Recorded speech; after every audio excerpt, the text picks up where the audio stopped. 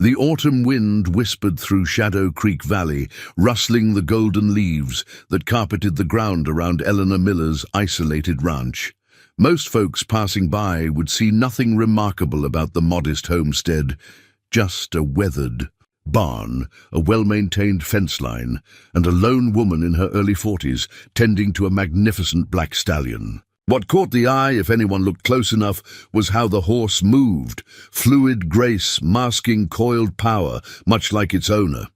Before we jump back in, tell us where you're tuning in from, and if this story touches you, make sure you're subscribed, because tomorrow I've saved something extra special for you. Thunder, as Eleanor called him, wasn't just any horse.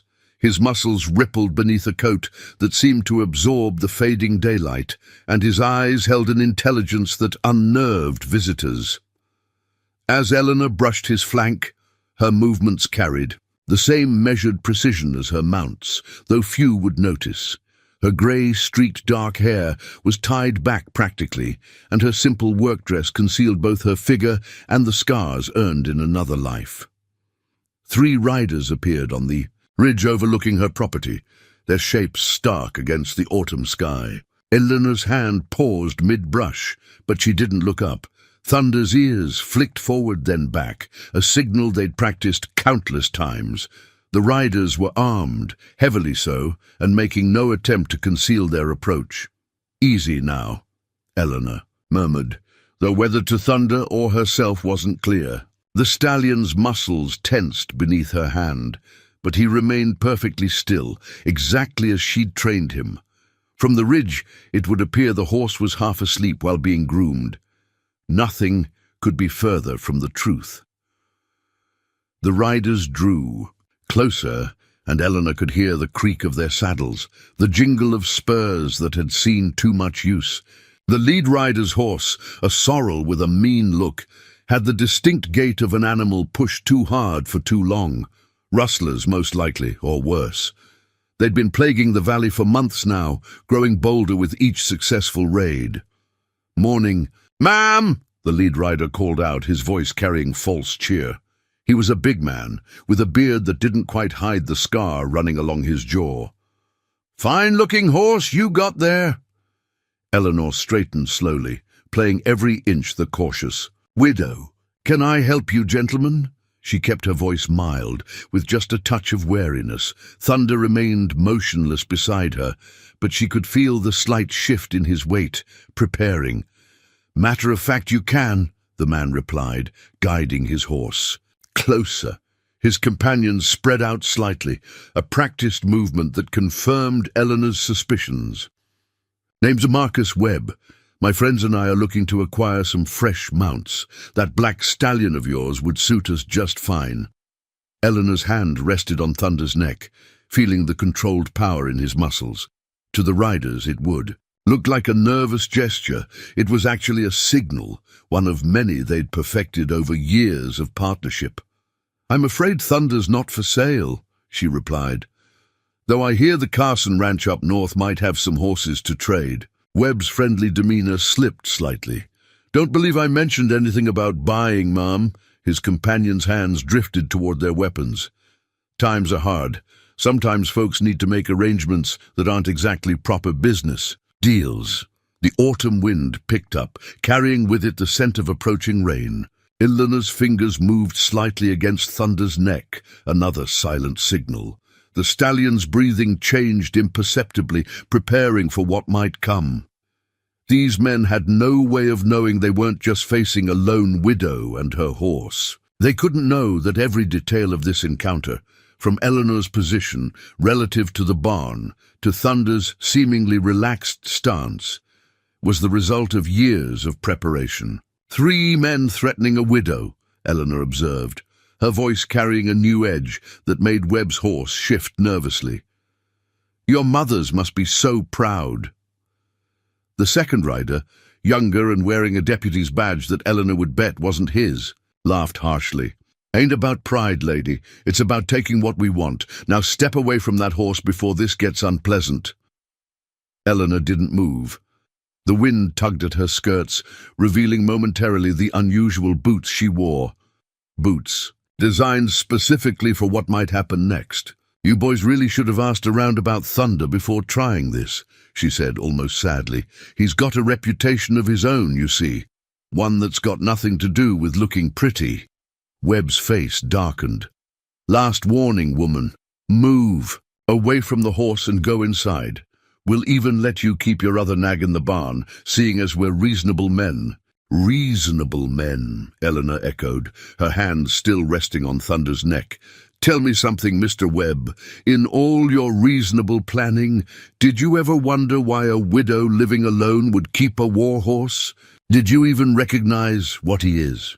For the first time, uncertainty flickered across Webb's face.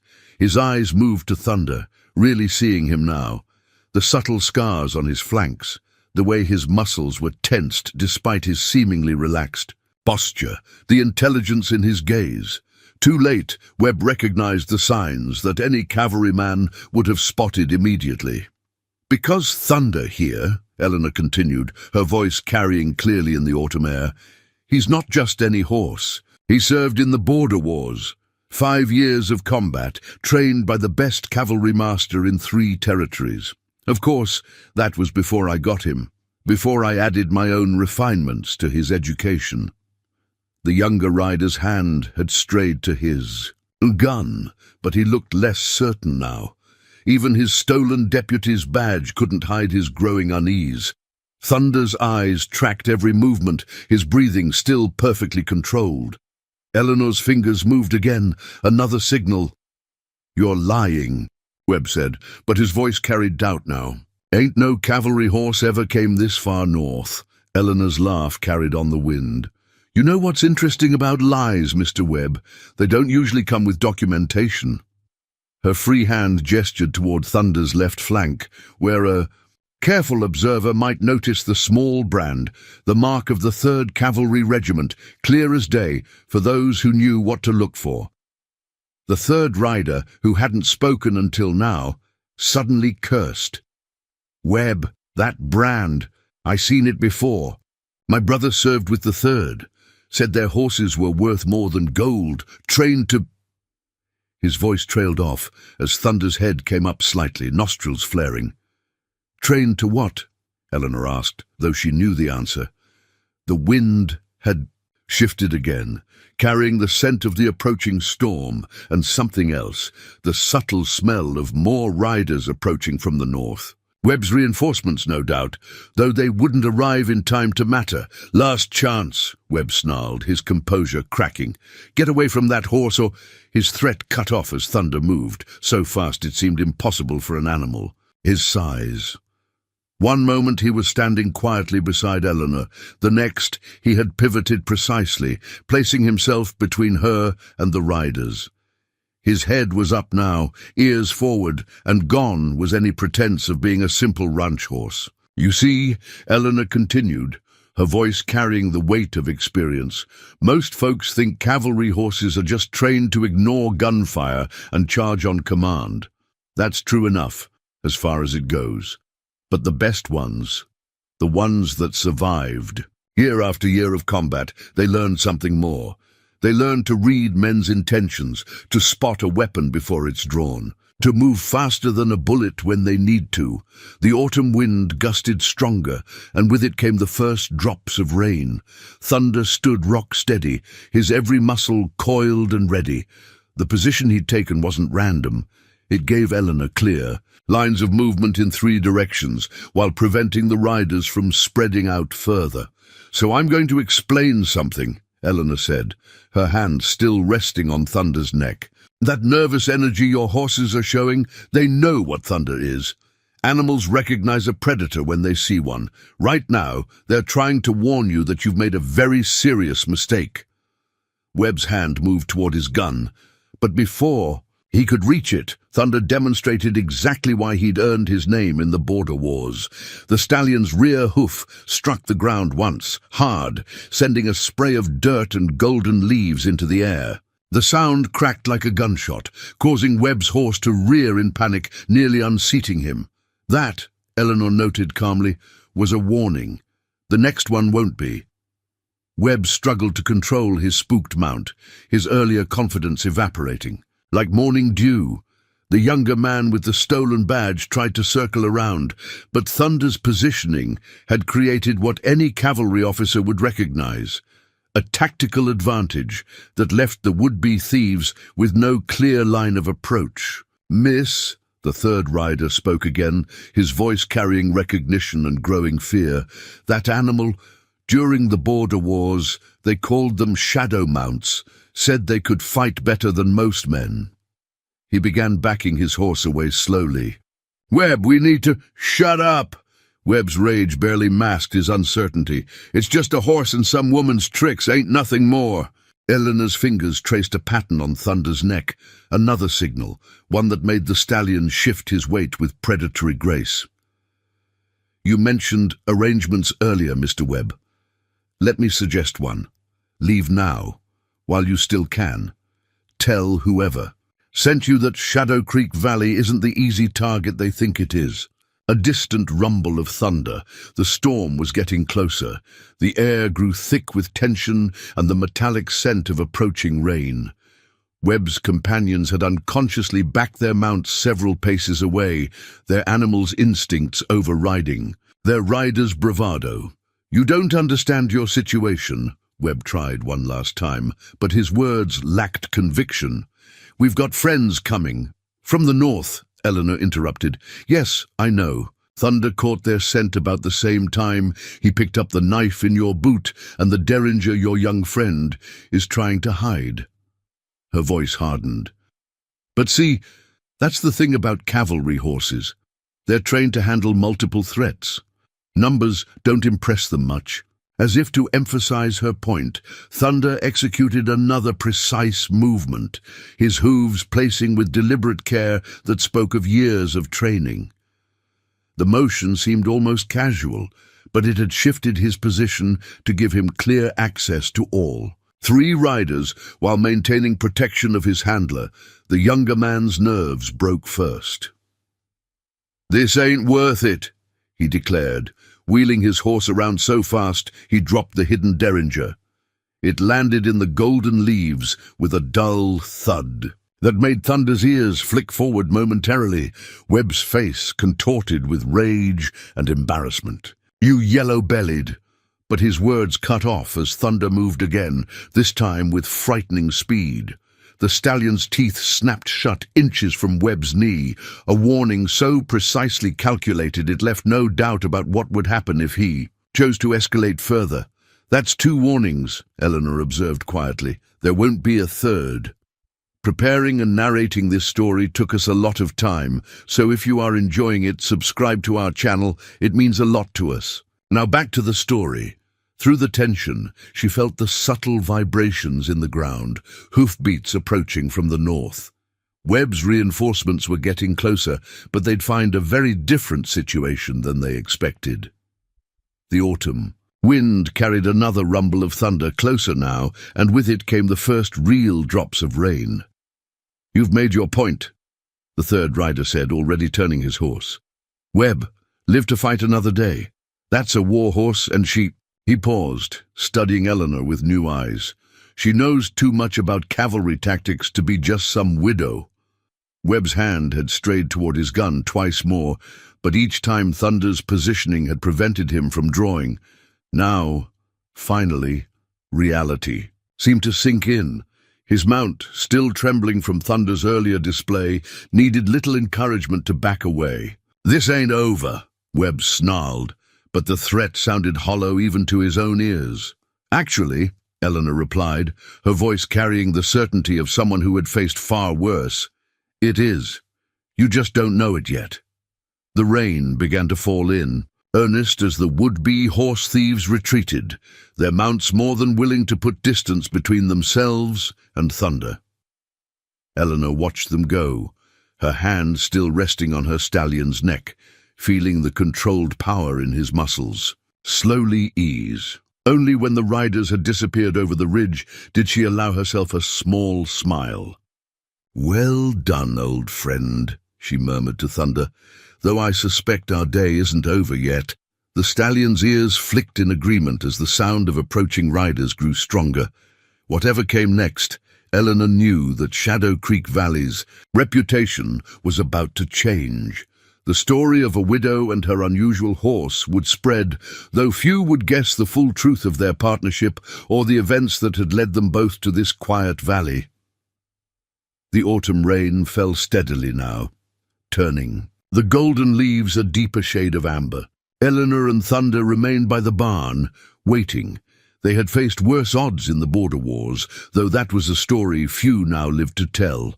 For the moment, they stood together in the rain, predator and protector both, ready for whatever came. Next, the approaching hoofbeats grew stronger as Eleanor led Thunder into the barn, her movements carrying the same fluid efficiency as her mounts. The interior wasn't what most would expect from a simple ranch building. Reinforced walls lined with carefully arranged tools that could serve multiple purposes. Strategic gaps in the wooden slats provided clear views of all approaches. "Just like old times, isn't it?" she murmured to Thunder as she began removing his seemingly ordinary saddle. Beneath the worn leather lay a masterpiece of military engineering, custom-made during the border wars with hidden compartments and reinforced stirrups designed for combat maneuvers. The stallion's tack alone would have told a knowledgeable observer volumes about his true nature. Eleanor worked quickly, her fingers finding hidden latches and catches that transformed the saddle from its innocent appearance into something far more tactical. Each piece had been modified, improved upon during years of service.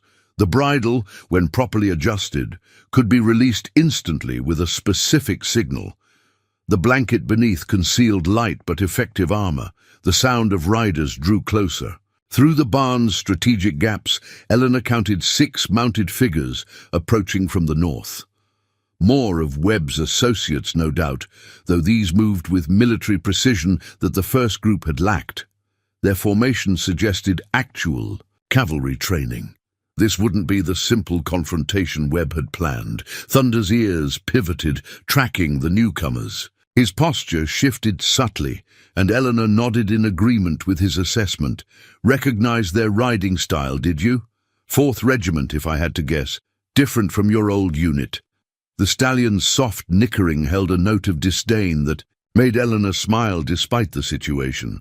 The 3rd Cavalry Regiment had considered themselves elite, a cut above other units. Thunder had never quite lost that attitude, even years after leaving service. A memory surfaced, the day she'd first seen him in action.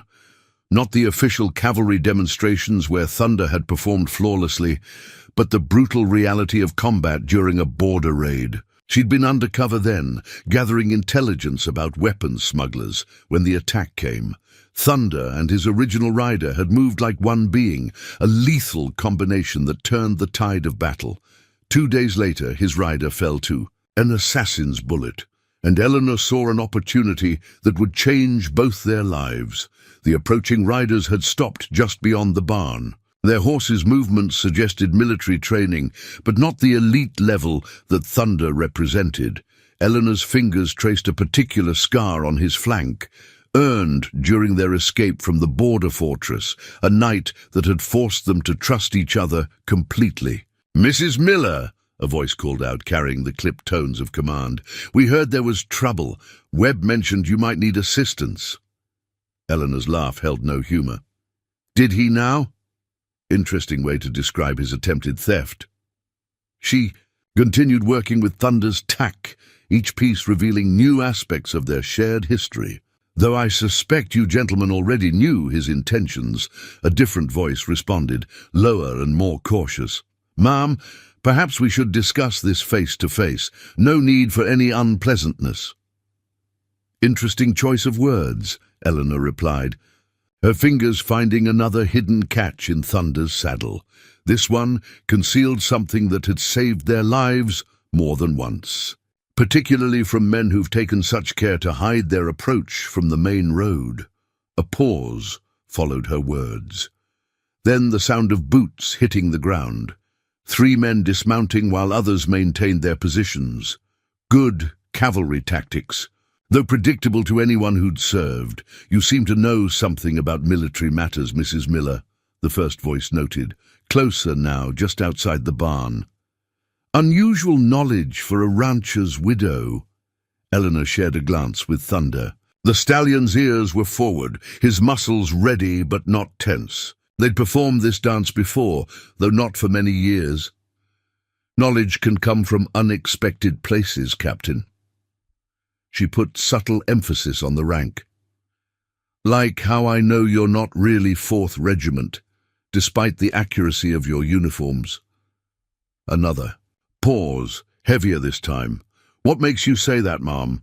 Little details. The way your horses respond to commands. The 4th Regiment uses different signals. And then there's the matter of your spurs. Regulation issue, but worn on the wrong boots. Small mistakes, but telling ones. Movement outside, the men adjusting their positions. Eleanor's hands never stopped working with Thunder's tack, each piece revealing new complexities. The rain continued to fall, masking some sounds but making others clearer. "You're very observant," the captain said finally. "Perhaps too observant. For your own good. Webb may be a fool, but he did get one thing right. That horse of yours would fetch a fine price from certain buyers who remember the 3rd Regiment's special mounts." Thunder's muscles coiled at the mention of his former unit, but Eleanor's touch kept him steady. She moved to his other side, apparently adjusting his blanket, but actually accessing another hidden compartment. "Interesting that you'd know about that. The 3rd's Warhorse program wasn't exactly common knowledge." "No," agreed the captain, "it wasn't. Just like it's interesting to find one of their finest specimens here, of all places, with a simple widow." A step closer to the barn's entrance. "You want to tell me how that happened?" Eleanor's fingers found what they sought beneath Thunder's blanket. "Actually, I was thinking about stories, like the one about a group of corrupt officers who tried to steal the 3rd's warhorses near the end of the border wars, tried to sell them to the highest bidder." Her voice hardened. "As I recall, that story ended badly for the thieves." The tension outside grew palpable. "That's ancient history," the captain replied, but uncertainty had crept into his voice. "And not relevant to our current situation." "Oh, I disagree." Eleanor moved around Thunder again, every movement precise and practiced. "Because that story had an interesting detail that never made the official reports, about how one particular horse and rider disappeared during the chaos, a horse that had been specially trained by Catherine Swift Cathy Reynolds herself. The name dropped into the rain-soaked silence like a stone into still water. Outside, someone cursed softly. Catherine Reynolds had been a legend in the border wars, the cavalry's finest trainer and one of its deadliest operatives. Few knew the full extent of her work with the 3rd Regiment's elite mounts. "Swift Cathy died years ago," the captain said, but his voice carried a new edge of caution. "Did she?" Eleanor continued working with Thunder's tack, each movement revealing more of their shared past. "Interesting thing about deaths in the border wars. Some were more official than actual. Rather like your cavalry credentials, wouldn't you say?" Thunder's ears flicked forward. Someone was trying to circle around to the barn's side entrance. Eleanor smiled slightly. "They never learned." "You seem to know a lot about military matters for a widow, Mrs. Miller." The captain's voice had grown hard. "Almost as much as you know about specialized cavalry training. Care to explain that?" "I could ask you similar questions, Captain," Eleanor replied, her hands never stopping their work. "About how former officers turned arms dealers managed to get their hands on regulation uniforms. About why they're so interested in a retired warhorse. About what really happened the night the 3rd Regiment's stable burned. The silence that followed was heavy with recognition and growing fear. Outside, the rain continued to fall, masking the sound of more men changing positions. But they couldn't hide their movements from Thunder. His ears tracked each step, his body responding to years of training. "You're her, aren't you?" The captain's voice carried a dawning realization. The one who exposed the conspiracy, the trainer who disappeared with the Third's finest mount.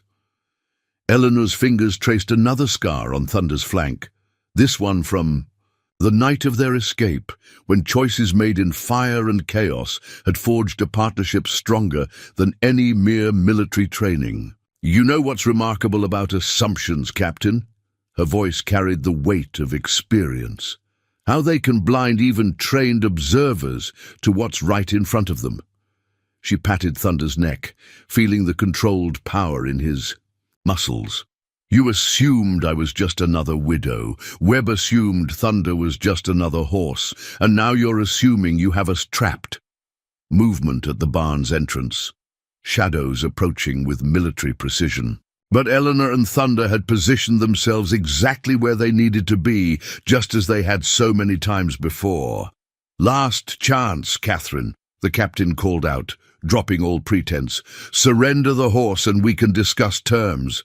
Eleanor, or Catherine as she had once been known, shared another look with Thunder. Years of partnership had made words unnecessary. They both knew what came next. "Actually," she replied, her voice carrying the same calm certainty that had made her legendary during the border wars, "I think it's time for a demonstration of why the 3rd Regiment's war horses were considered worth stealing in the first place." The rain continued to fall as tensions mounted around the barn, but neither Eleanor nor Thunder showed any concern. They had faced worse odds together, survived situations that had become mere whispers around cavalry campfires. Now, in this quiet valley, they prepared to remind these men why Swift Cathy's name had once been spoken with equal measures of awe and fear. A whistle cut through the rain, a signal any cavalry officer would recognize as a command to advance. But before the men could act, Thunder demonstrated exactly why he'd been the pride of the 3rd Regiment. The stallion's body tensed, then moved with explosive power, pivoting in the confined space of the barn with impossible precision. A remarkable thing about war horses, Eleanor noted, as Thunder's maneuver placed them in perfect position relative to both entrances. Most people focus on their combat training, their ability to handle gunfire and charges, but the truly elite mounts learned something far more valuable: how to control the flow of battle itself.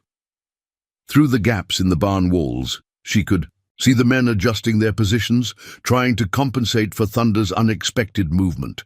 Their horses shifted uneasily, sensing something their riders had yet to fully grasp. "You see, Captain," she continued, her hands moving to another hidden compartment in Thunder's modified tack, "during the border wars, we discovered something interesting. A horse that understands tactical positioning can change the entire dynamic of a fight. They become more than just mounts. They become partners in strategy." The captain's laugh carried forced bravado. "Pretty words, Catherine, but you're still outnumbered and cornered." "Am I?" Her fingers found what they sought, a mechanism that had taken months to perfect. "You know what the most crucial lesson was training horses for the 3rd Regiment? Teaching them to understand the difference between being surrounded and being in position." Thunder's ears flicked forward as booted feet approached both entrances. The stallion's body shifted slightly, anticipating what would come next. Years of partnership had honed their timing to perfection. "Last warning," the captain called out. "Don't make this harder than it needs to be." Eleanor smiled, though none of the men could see it.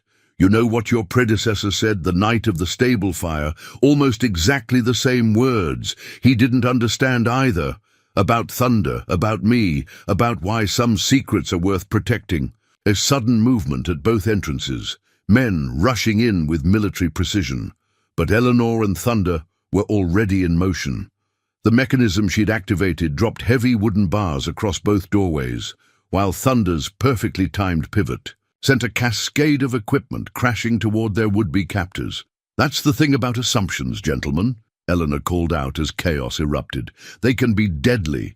Thunder reared, his massive form blocking the remaining light from the barn's entrance. To the men scrambling backward, he must have looked like something out of legend, a warhorse at full extension, his training evident in every line of his powerful body.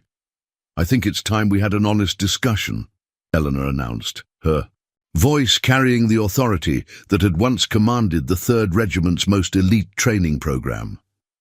"About who you really are, about why you're so interested in Thunder, and about what happened to those missing weapons shipments during the border wars." The rain continued to fall as the situation around the barn shifted from a simple confrontation into something far more complex. Eleanor Miller, once known as Catherine Swift Cathy Reynolds, prepared to remind these men why the 3rd Regiment's training program had been considered worth stealing, and why some legends are better left undisturbed. Thunder's hooves struck the barn floor with deliberate force, sending vibrations through the wooden planks that made the men retreat further. This wasn't just a display of power, it was a demonstration of control, of partnership between rider and mount that went beyond mere training. "You have 2 choices now," Eleanor declared, each word carrying the weight of experience. "We can discuss this like reasonable people, or Thunder can show you exactly why he was considered the finest warhorse ever produced by the 3rd Regiment's program." The captain's voice carried a new note of uncertainty. "Even you can't take on 6 armed men, Catherine, not even with that horse, really." The smile in her voice made several men step back involuntarily. "Care to wager your life on that assumption? Because Thunder and we've faced worse odds, haven't we, old friends?" The captain's laugh echoed through the rain-soaked air, but it carried an edge of desperation that belied his apparent confidence. The legendary Swift Cathy, reduced to hiding in some backwater valley. "Times have changed, Catherine.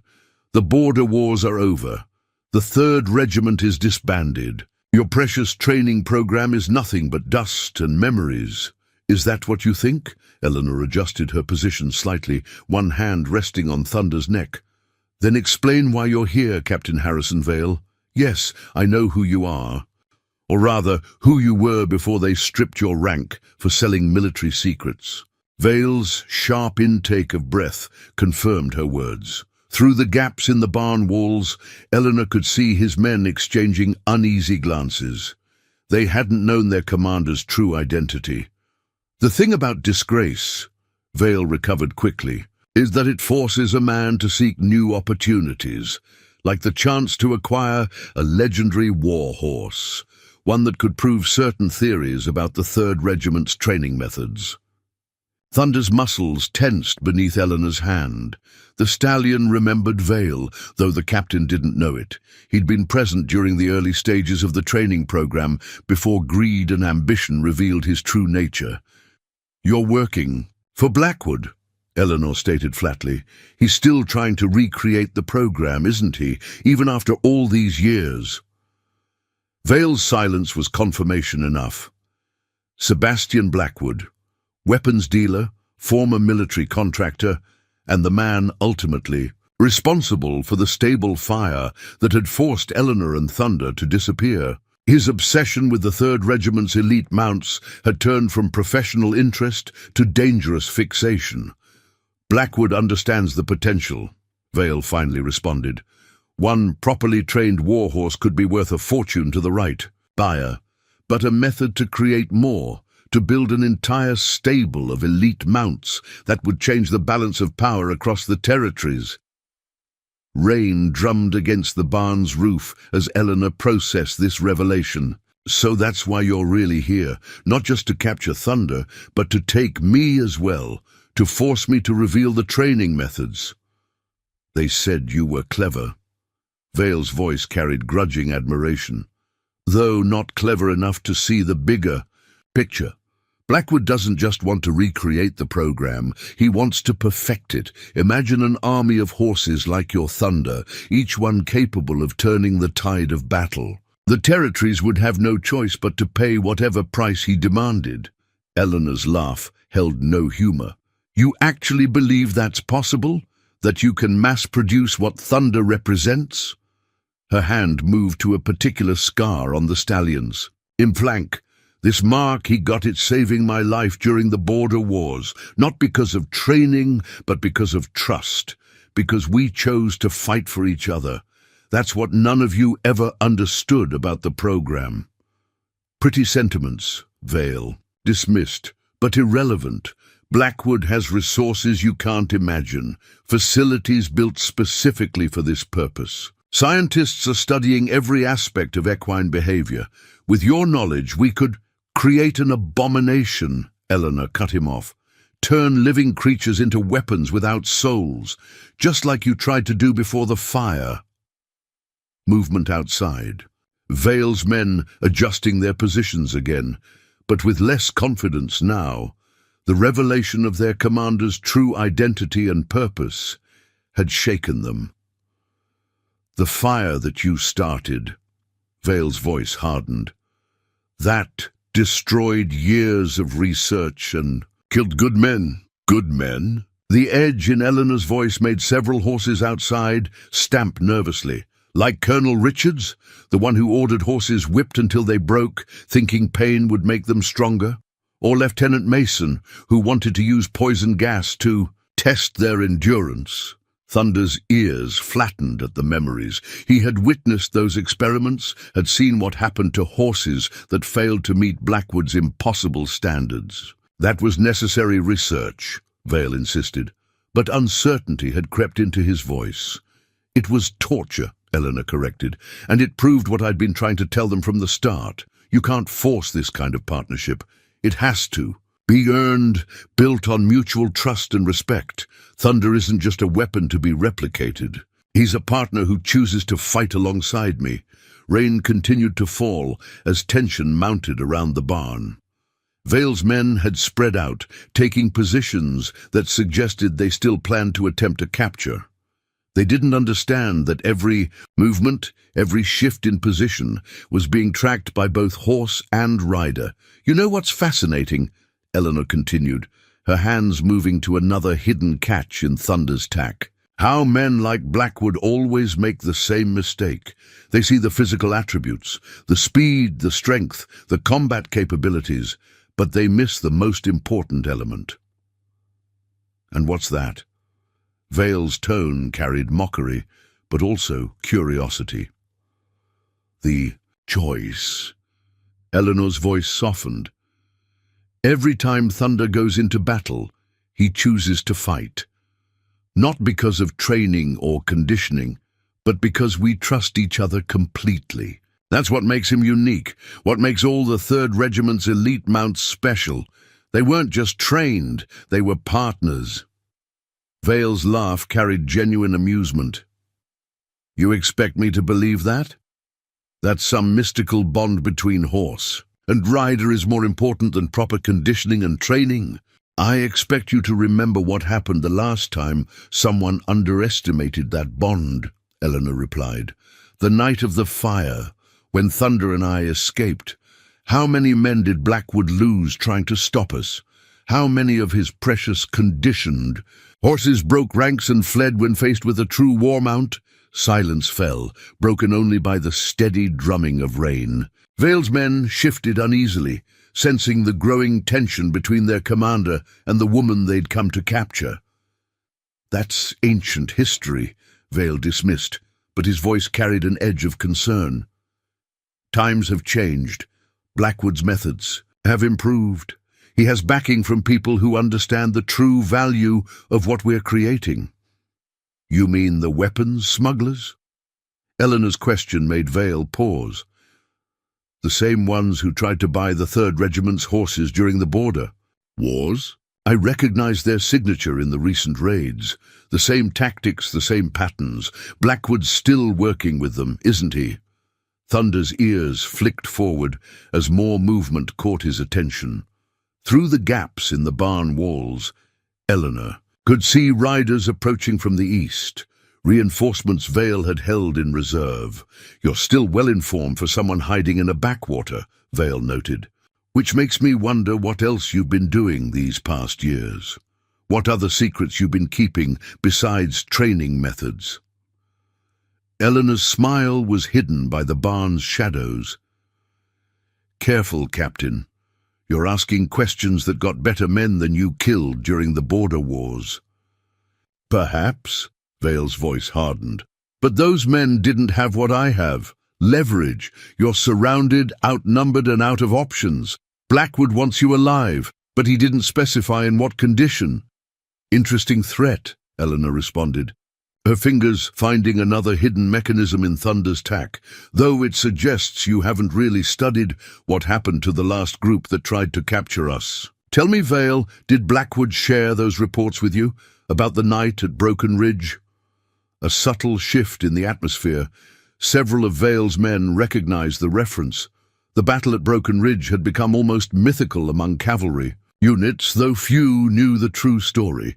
7 elite cavalry units, Eleanor continued, her voice carrying across the rain-soaked yard. Specialized troops with years of experience. They thought numbers and planning would be enough. Want to know how many walked away? Propaganda, Vale snapped, but his voice wavered slightly. Stories to build the legend of Swift Cathy and her warhorse. Then why are your hands shaking, Captain?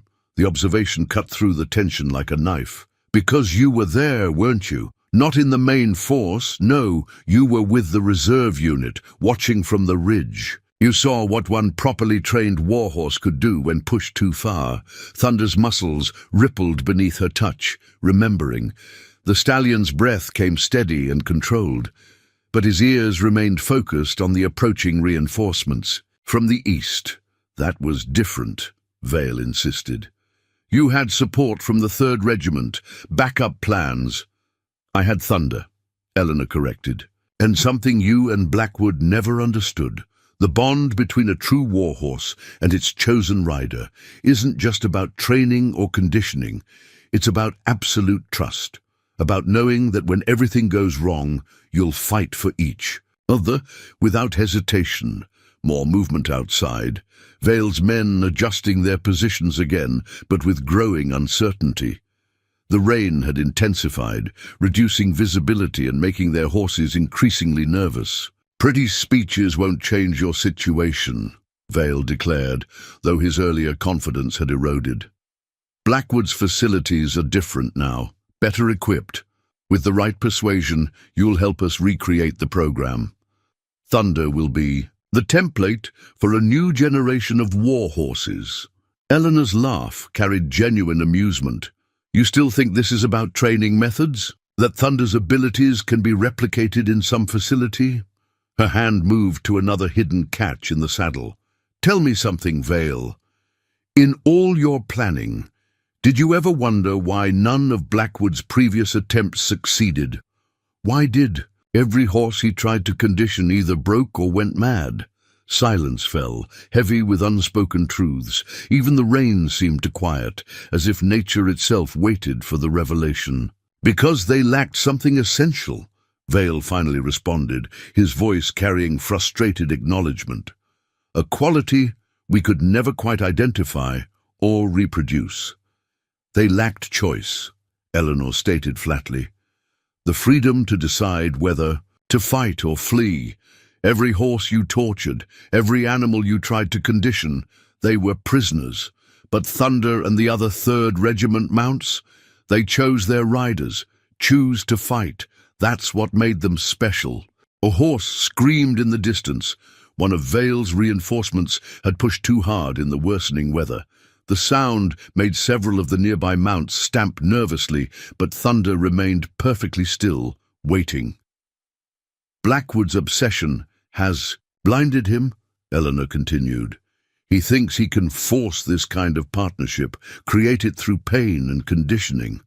But all he's doing is destroying good horses and good men, just like he did during the border wars.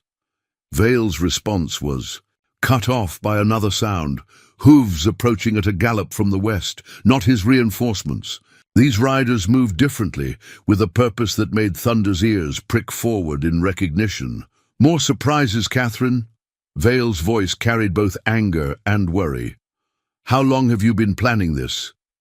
You assume I'm the one who planned. It, Eleanor replied, her hands never leaving Thunder's neck. That's always been your weakness, Vale, thinking you can control everything. Some things can't be controlled. They can only be understood. Thunder taught me that, during the border wars, a lesson you and Blackwood never learned.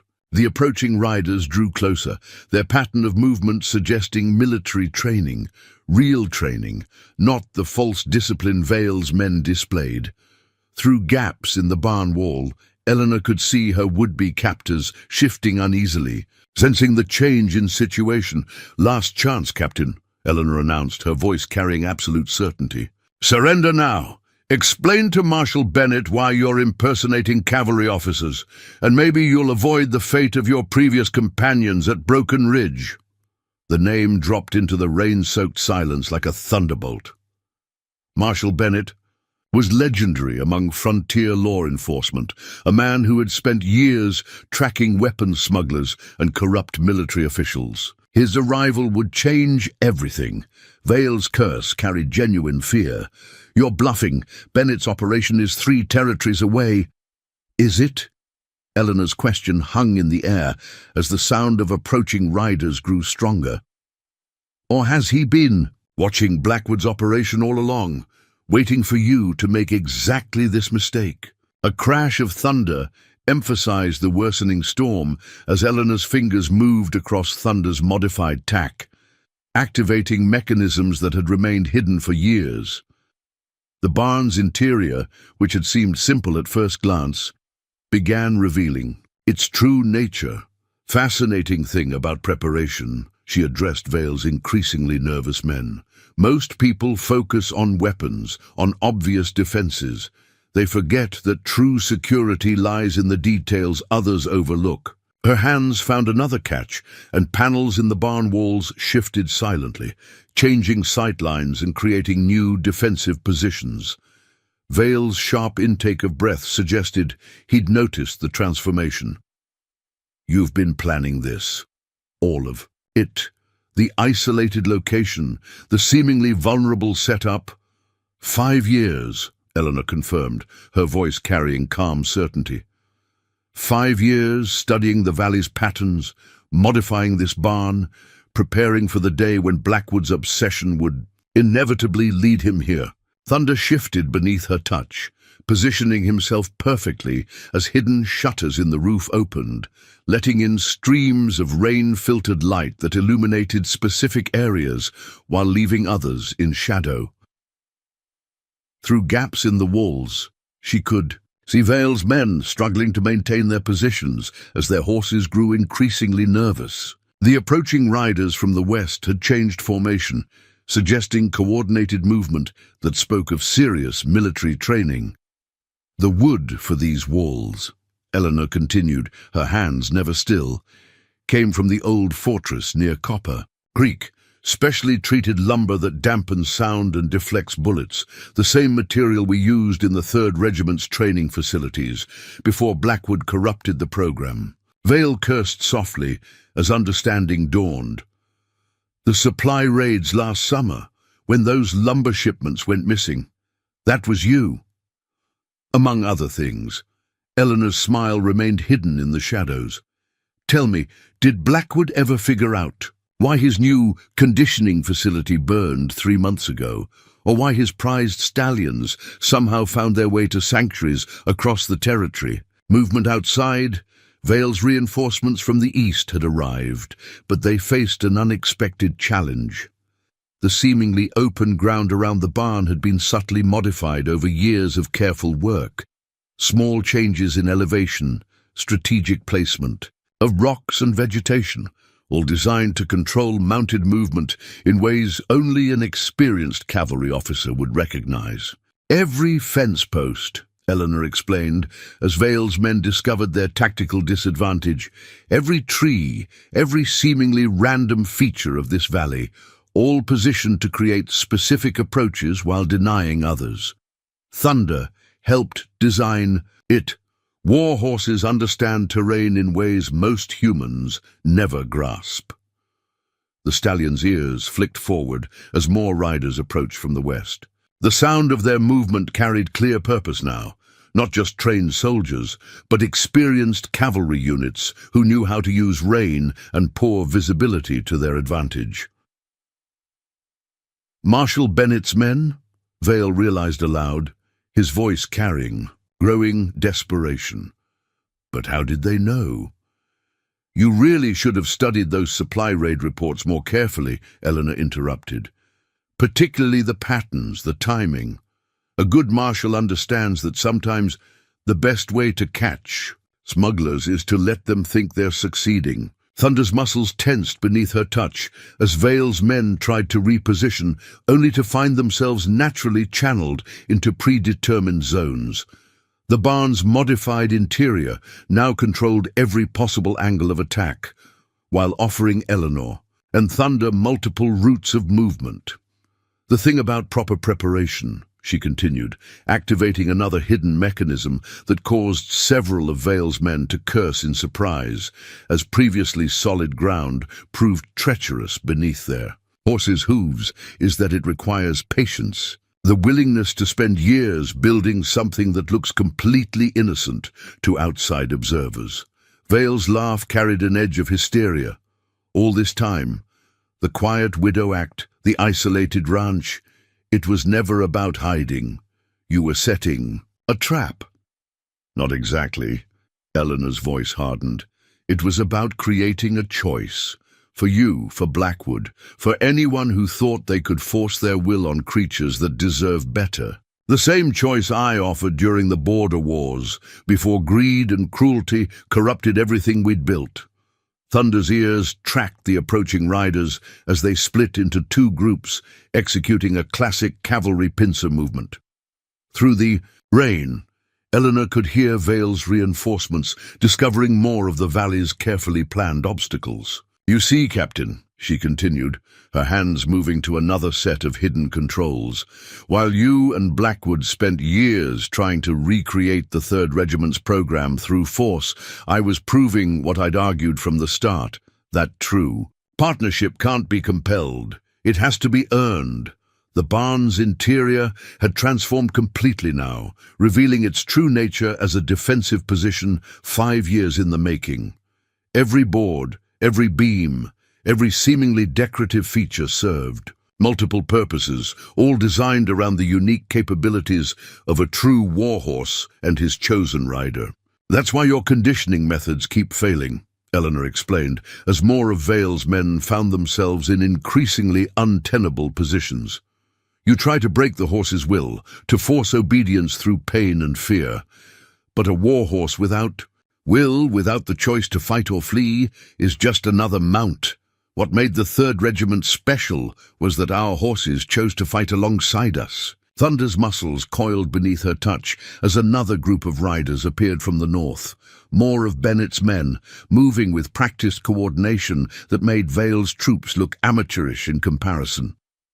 "Last chance, Vale," Eleanor announced, her voice carrying over the storm. Surrender now, or discover exactly why Thunder and I spent 5 years preparing this valley. Why we chose this specific location, this precise terrain. Why every feature you thought would work to your advantage was designed to ensure your failure. The rain intensified as tension mounted around the barn. Vale's men found themselves caught between approaching law enforcement and a defensive position they drastically underestimated. Their commander's face showed the dawning realization that he'd led them into something far more complex than a simple capture mission. "You don't understand," Vale tried one last time, his voice betraying growing fear. "Blackwood's influence reaches higher than you know. Even Bennett can't protect you from what?" Eleanor's question cut through the rain. "From the same network of corruption we exposed during the border wars. The one that's been watching you, tracking every movement, gathering evidence for the past 5 years. Her laugh carried genuine amusement. "Did you really think I chose this valley by accident? That Marshal Bennett's nearest outpost just happened to be within riding distance?" Thunder's ears flicked forward as more of Bennett's men appeared through the storm, their movements suggesting they'd surrounded the entire area. Vale's reinforcements, trying to retreat, discovered that the very terrain features that had seemed to offer tactical advantages now served to contain them. "Everything about this place," Eleanor continued, her hands never leaving Thunder's neck, "from the barn's construction to the valley's layout, was designed for one purpose, to give men like you a choice. The same choice I offered during the border wars, before the fire, before Blackwood's obsession destroyed everything we'd built." The storm's intensity matched the growing tension as Vale's men realized the full extent of their predicament. They'd come expecting to find an isolated widow and a valuable horse. Instead, they'd walked into a carefully prepared position held by a legendary cavalry trainer and her war horse, backed by federal marshals who'd been waiting for exactly this opportunity. "So choose, Captain." Eleanor's voice carried the weight of absolute certainty. "Choose better than you did at Broken Ridge, better than when you helped Blackwood corrupt the program, because this time there won't be another chance." Through strategic gaps in the barn walls, Eleanor watched Vale's men, discovering more of her carefully planned defenses. Each passing moment revealed new aspects of the valley's transformation from simple ranch to tactical stronghold. "Tell me." "Something, Captain," she called out, her hands working another mechanism that caused previously solid sections of the barn's interior to shift silently. "In all your intelligence gathering, did you ever wonder why I chose a property with an abandoned silver mine beneath it?" Vale's sharp curse suggested he hadn't considered this detail. The ground rumbled slightly as Eleanor activated another system, and several of his men's horses nearly lost their footing on suddenly unstable terrain. 5 years of careful work," she explained, watching their growing unease. "Reinforcing tunnels, creating strategic weak points, ensuring the entire valley could become a tactical advantage at a moment's notice." Thunder's previous experience with underground operations proved invaluable. The stallion's ears flicked at the mention of those missions, classified operations during the border wars that had never made official reports. His muscles tensed as more vibrations traveled through the ground, evidence of Eleanor's extensive modifications to the land itself. The mining company's records showed this valley was honeycombed with tunnels, she continued, her voice carrying easily despite the storm. "Most considered it worthless after the silver ran out, but to someone with military engineering experience, with knowledge of cavalry tactics, a ready-made network of underground routes," Vale finished, realization dawning in his voice. "Control points that could destabilize specific areas while leaving others secure." "Precisely." Eleanor's hands found another hidden control, and the sound of rushing water joined the storm's fury. The underground stream that once served the mine, redirected, contained, but ready to be released strategically, rather like the flood that trapped Blackwood's men in Red Rock Canyon last spring.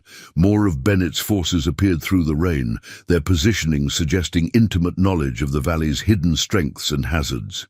Vale's reinforcements, attempting to establish defensive positions, found themselves naturally channeled into increasingly vulnerable locations. "You see, Captain," Eleanor explained as another section of ground became treacherous beneath the raiders' horses. "True preparation isn't just about building defenses. It's about understanding how your opponent thinks, anticipating their responses, and ensuring every choice leads exactly where you want it to."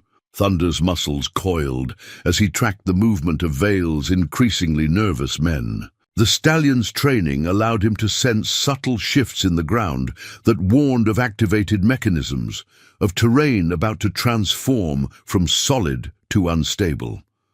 The barn's modified structure, the strategic placement of every tree and rock, even the seemingly random patterns of grass and wildflowers, all designed to control mounted movement, Eleanor continued. "A cavalry officer's worst nightmare, Terrain that looks perfectly normal until the moment it isn't. Vale's laugh carried a note of grudging admiration mixed with fear. No wonder Blackwood's been obsessed with recapturing you. This goes beyond military training or horse conditioning. You've turned an entire valley into a weapon. Not a weapon, Eleanor corrected, her voice hardening. A choice. Every feature, every modification, every carefully planned detail serves one purpose: to demonstrate the futility of trying to take by force what can only be freely given. The storm's intensity matched the growing tension as more of Bennett's men moved into position. Through gaps in the barn walls, Eleanor could see Vale's forces realizing the full extent of their tactical disadvantage. Their mounts, already nervous from Thunder's presence, grew increasingly unsettled as the ground shifted beneath them. "Consider the implications, Captain," she suggested as another hidden mechanism activated, causing several of his men to curse as their planned escape route suddenly became impassable. "Everything you thought would work to your advantage, the isolated location, the apparent vulnerability, even the storm itself, all carefully chosen and prepared over years of patient work." Thunder's ears tracked multiple sources of movement now. Vale's men trying to maintain their positions, Bennett's forces executing coordinated containment maneuvers, and the subtle vibrations of Eleanor's underground modifications continuing. Their work. The truly remarkable thing, she noted, her hands never leaving Thunder's neck, is how few people questioned a widow's decision to buy this particular property, to spend years modifying an old barn, to study weather patterns and terrain features with military precision. Vale's response was cut off by another rumble from beneath the valley floor. More of his men found their horses refusing to advance, instinct warning the animals away from areas that human eyes saw as perfectly solid ground. "Your problem, like Blackwood's, is tunnel vision," Eleanor explained, as the tactical situation continued to deteriorate for the raiders. "You focus so intently on your goal, capturing a legendary warhorse, recreating the 3rd Regiment's program, that you miss the larger pattern, the same mistake you made during the border wars." Thunder's muscles tensed as another group of Bennett's men appeared through the storm, their movement suggesting they'd completed their encirclement. Vale's reinforcements, attempting to regroup, discovered that the very features they'd planned to use for cover now served to trap them. "Did you ever wonder," Eleanor asked, her voice carrying over the rain, "why none of your previous attempts to recreate the program succeeded? Why did every facility Blackwood built, every method he tried, produce nothing but broken horses and failed results?" The storm's fury seemed to emphasize her words as more of Vale's men found themselves forced into increasingly untenable positions. The valley itself appeared to be working against them, using their own tactical assumptions to guide them into carefully prepared zones of disadvantage. "Because you can't force this kind of partnership," she continued, activating another sequence of mechanisms that caused several of Vale's planned fallback positions to become suddenly unusable. "You can't create it through conditioning or coercion. What Thunder and I have, what all the 3rd Regiment's elite partnerships had, comes from choice, from trust earned through years of working together." The rain continued to fall as Bennett's forces tightened their containment. Vale's men, their confidence shattered by the valley's unexpected transformation, looked to their commander with growing uncertainty. They'd come expecting an easy capture mission. Instead, they'd walked into a masterpiece of tactical preparation, where every aspect of the terrain had been carefully modified to serve a specific purpose.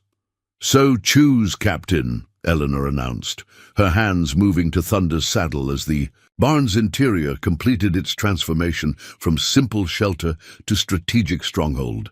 "Choose to understand why this valley, this position, this precise moment was selected. Why every feature you thought would grant you advantage was designed to demonstrate the fundamental truth you and Blackwood never grasped."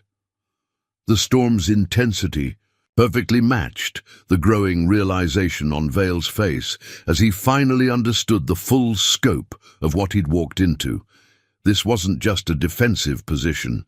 It was a statement, a demonstration of why the 3rd Regiment's program could never be recreated through force alone. Marshal Bennett didn't just happen to be nearby, Eleanor revealed, her voice cutting through the storm's fury.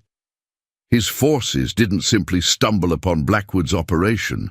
Every raid, every mysterious incident that plagued your weapon shipments and horse conditioning facilities, all carefully orchestrated to lead to this moment. Thunder's ears pivoted as more of Bennett's men secured their positions. The stallion's body language communicated volumes to those who understood warhorse training.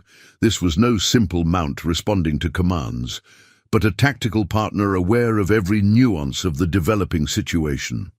The valley's natural features provided the foundation, Eleanor explained, while Vale's men discovered yet another planned escape route transformed into a tactical disadvantage.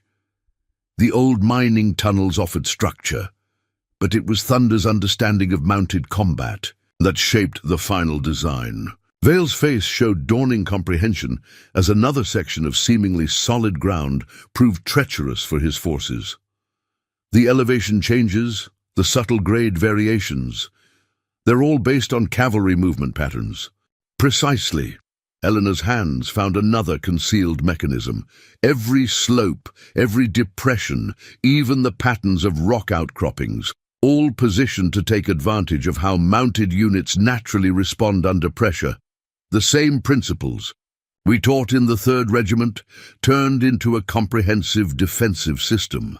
The storm's intensity increased as Bennett's forces continued their methodical containment. Vale's reinforcements, attempting to maintain tactical cohesion, found themselves separated by terrain features that seemed to anticipate their every move. Consider the implications, Eleanor suggested, as more of her carefully planned modifications revealed themselves.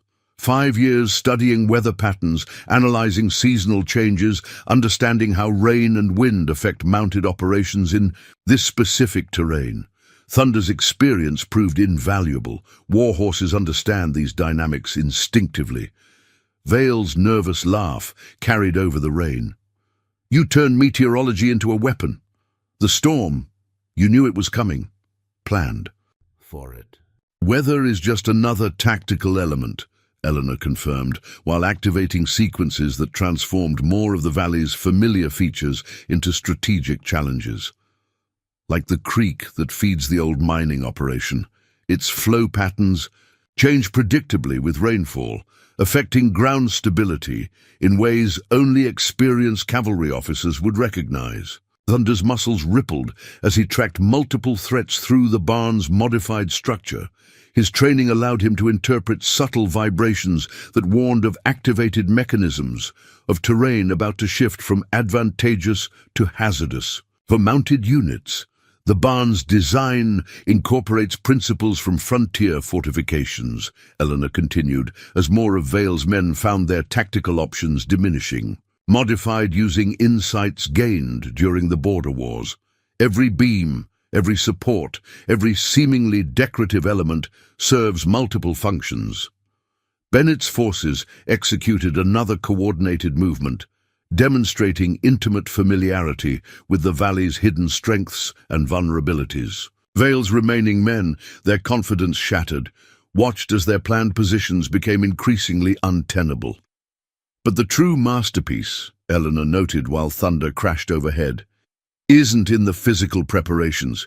It's in understanding human nature, how mounted units react under pressure, how tactical assumptions can become fatal weaknesses when terrain itself becomes an active opponent. Vale's curse carried genuine fear as another section of the valley revealed its true nature.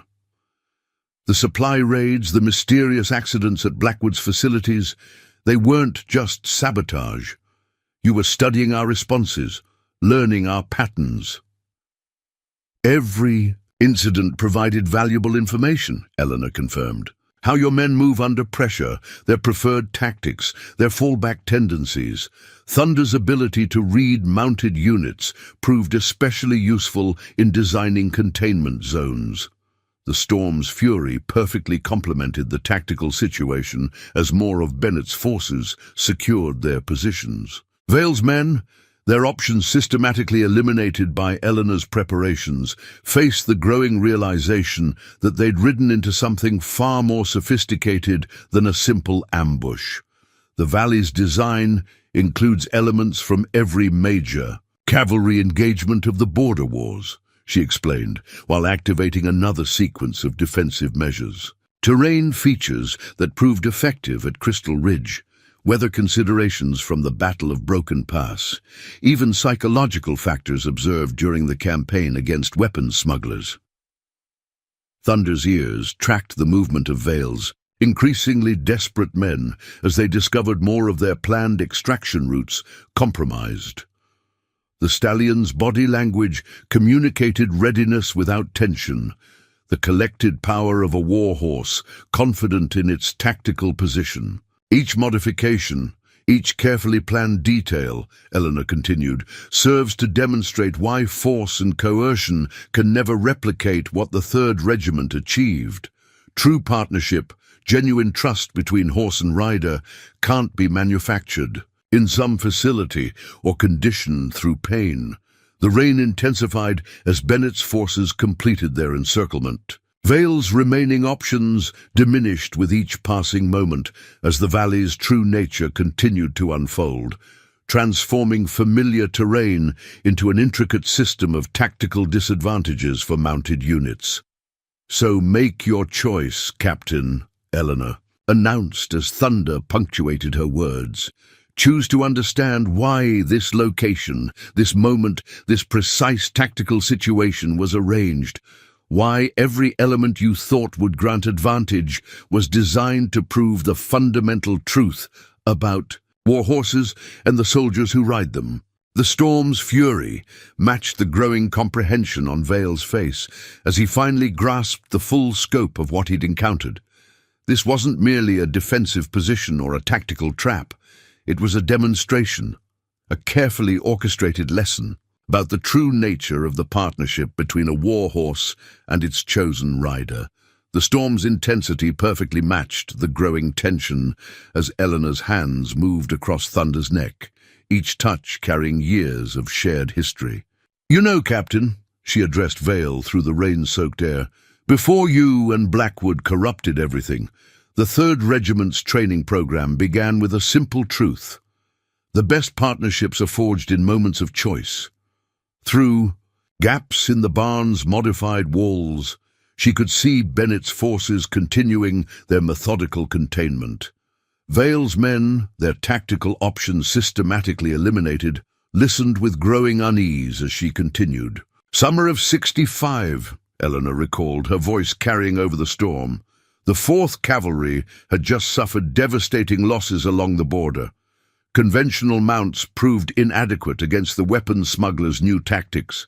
That's when Colonel Matthews proposed something revolutionary." Thunder's ears flicked at the name, remembering. The stallion had been among the first horses selected for the experimental program, though none of Vale's men knew the full story of his recruitment.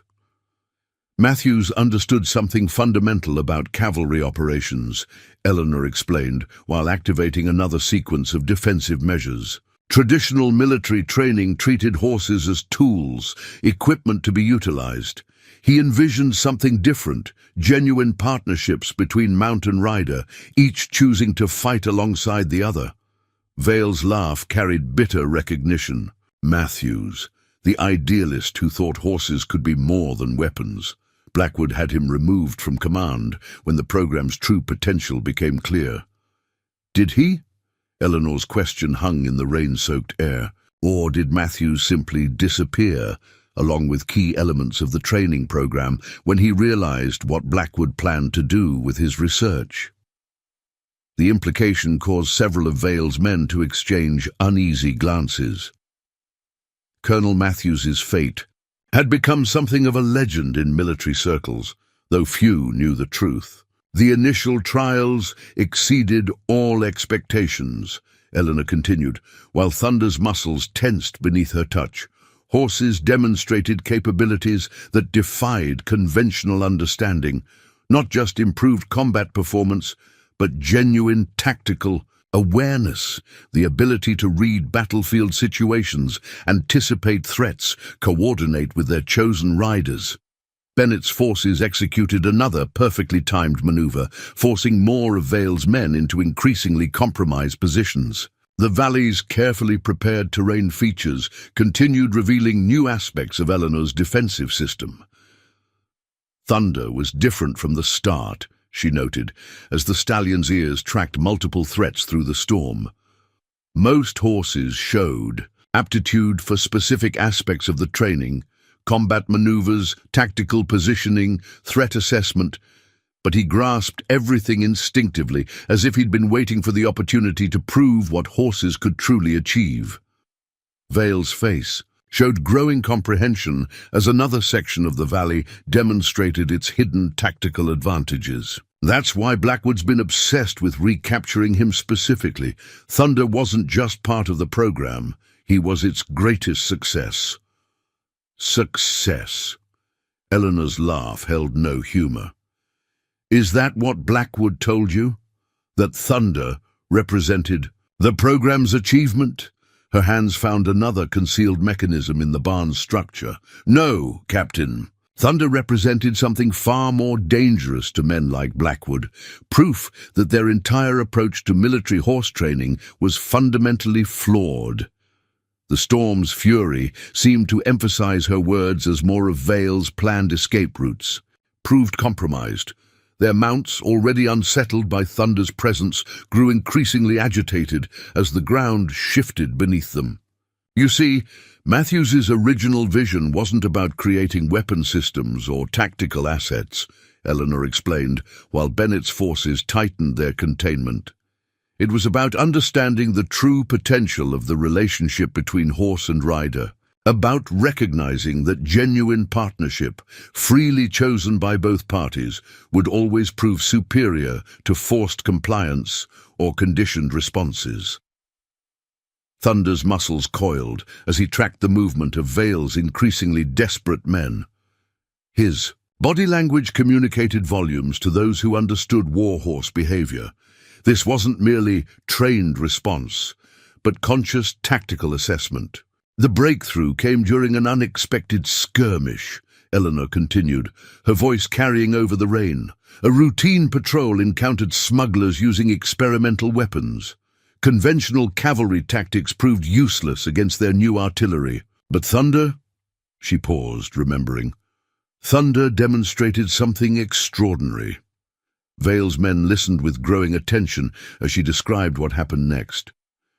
Without orders, without training for that specific situation, he coordinated with 3 other program horses to execute a perfect flanking maneuver. They didn't just react to commands. They anticipated their riders' intentions, adapted to changing tactical conditions, and chose to engage in ways that maximized their natural abilities.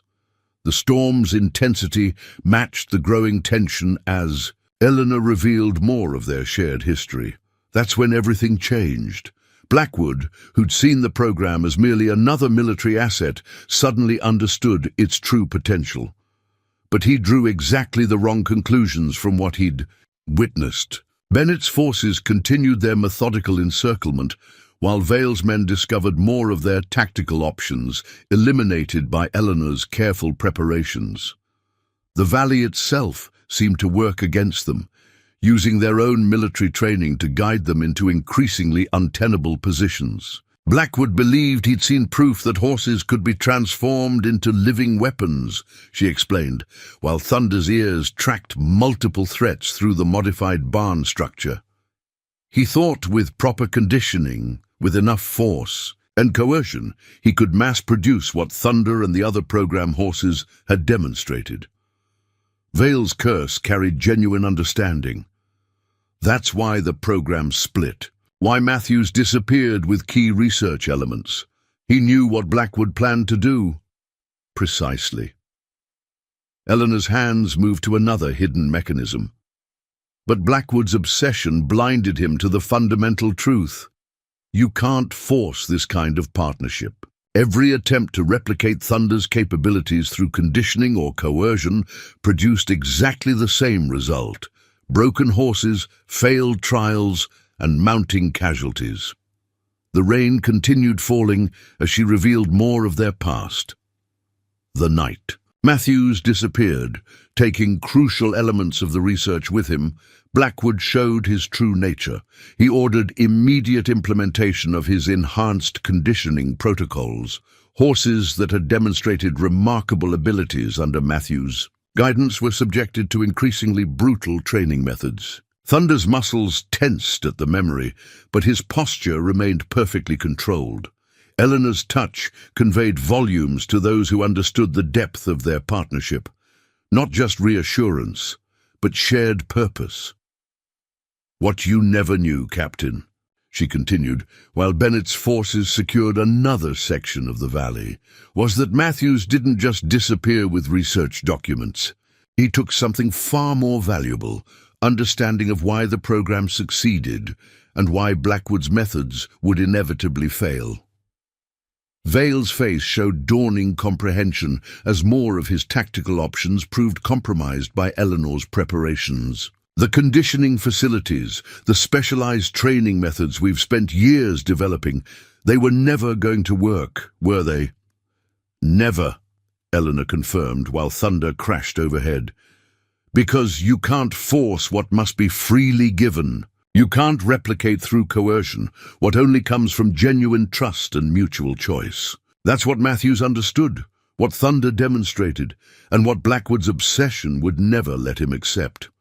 The storm's fury perfectly complemented the tactical situation as she revealed more of their history. Vale's men, their military, training proving increasingly useless against Eleanor's defensive system, listened with growing understanding to the true story of the 3rd Regiment's legendary program.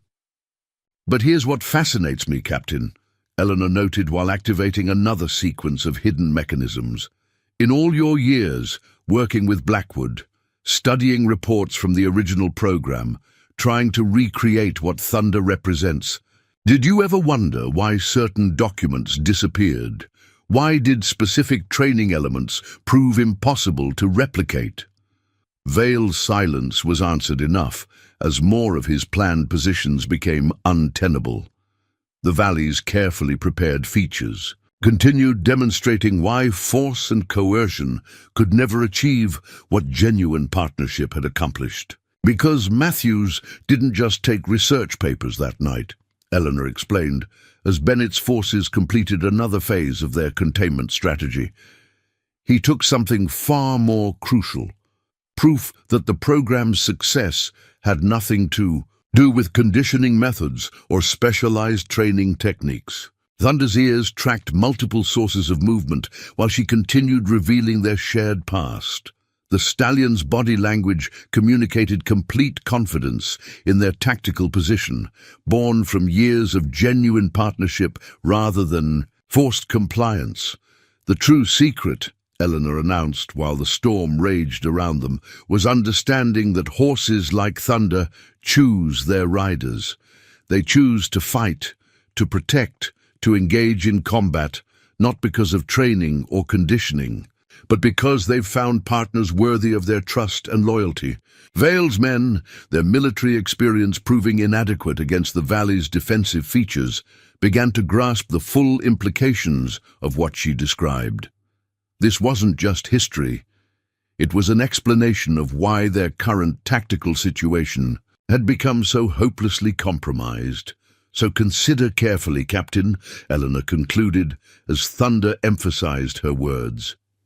"Everything you're experiencing now, the valley's defensive systems, Thunder's tactical awareness, even the coordination of Bennett's forces, all of it demonstrates why Blackwood's obsession with force compliance will never succeed. True partnership, genuine trust between horse and rider, can't be coerced or conditioned.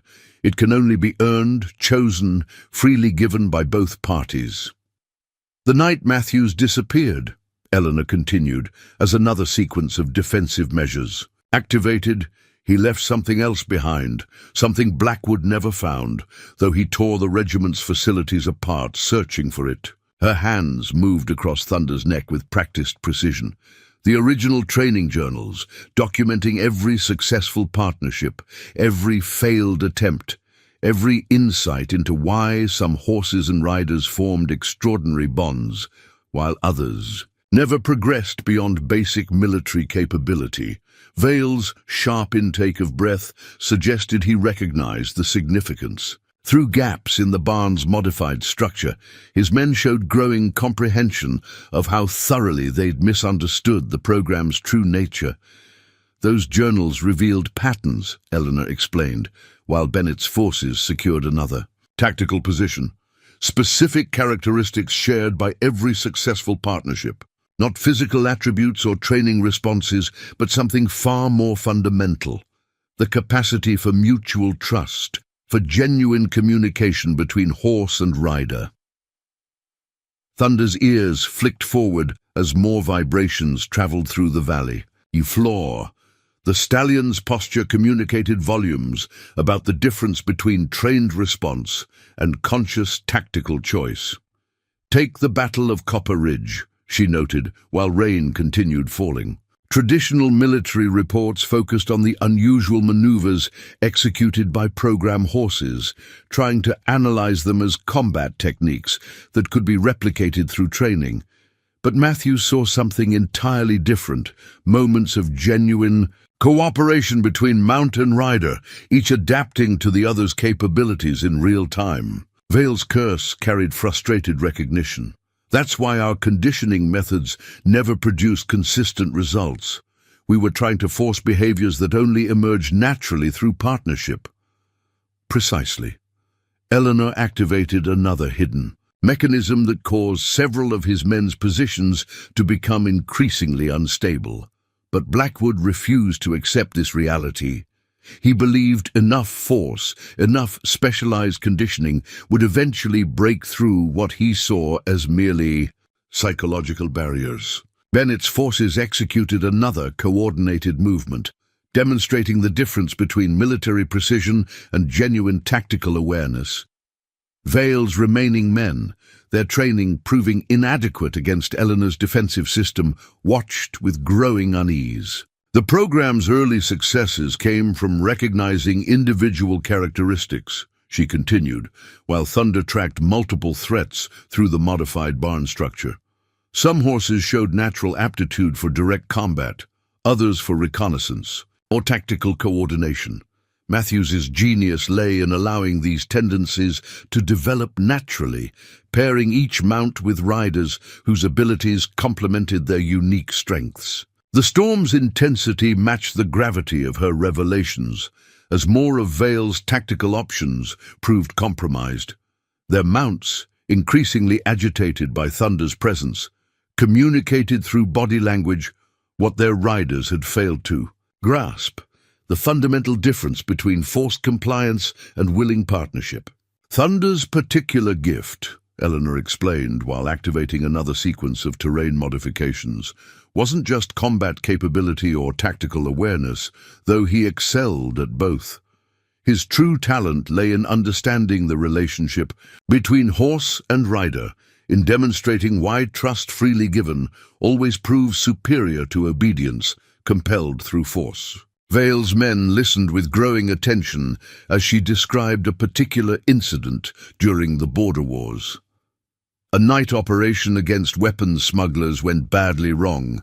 Traditional cavalry units found themselves caught in carefully prepared kill zones. But Thunder, she paused, sharing a glance with the stallion. Thunder assessed the tactical situation independently, coordinated with other program horses without rider input, and executed a series of maneuvers that completely reversed the engagement. Bennett's forces continued their methodical containment, while Eleanor revealed more of their shared history. That's what terrified Blackwood, though he never admitted it. The realization that horses could develop this level of autonomous tactical capability, could choose to engage or withdraw based on their own assessment of battlefield conditions. Thunder's muscles rippled beneath her touch as she described another crucial moment from their past. The program's most significant breakthrough came during an unexpected cavalry exercise. Traditional military units attempted to simulate combat, conditions complete with artillery fire and explosive charges, but the program horses demonstrated something extraordinary. They didn't just remain calm under fire, they actively analyzed threat patterns and adjusted their tactical positions. Accordingly, Vale's face showed dawning comprehension as more of his planned escape routes proved compromised by Eleanor's careful preparations.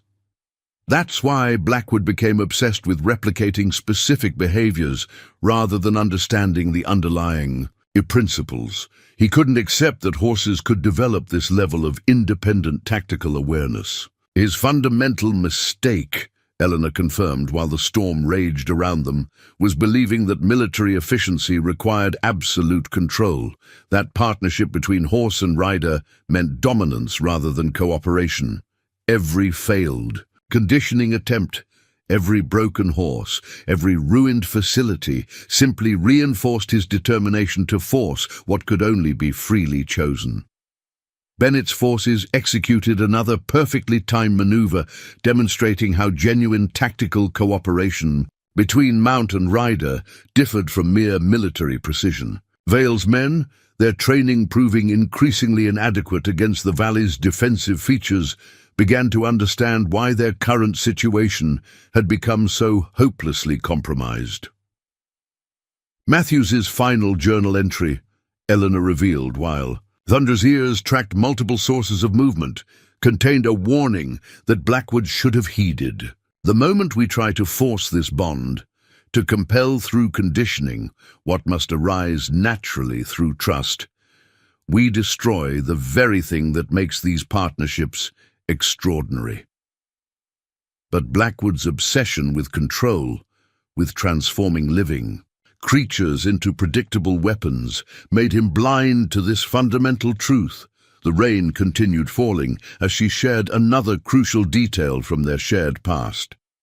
The night everything changed. When Blackwood's enhanced conditioning protocols were first implemented, something remarkable happened.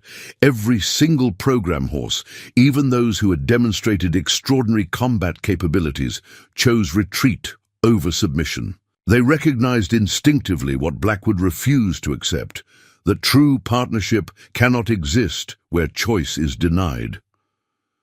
Thunder's posture shifted slightly, emphasizing the difference between trained response and conscious tactical decision. Vale's remaining men, their military experience proving inadequate against Eleanor's defensive system, watched with growing comprehension as the stallion demonstrated exactly why force and coercion could never replicate what genuine trust had achieved. "So consider carefully, Captain," Eleanor concluded as Thunder emphasized her words, "why everything you're experiencing now, from the valley's defensive features to Thunder's tactical awareness, serves to demonstrate this essential truth. You can't force what must be freely given.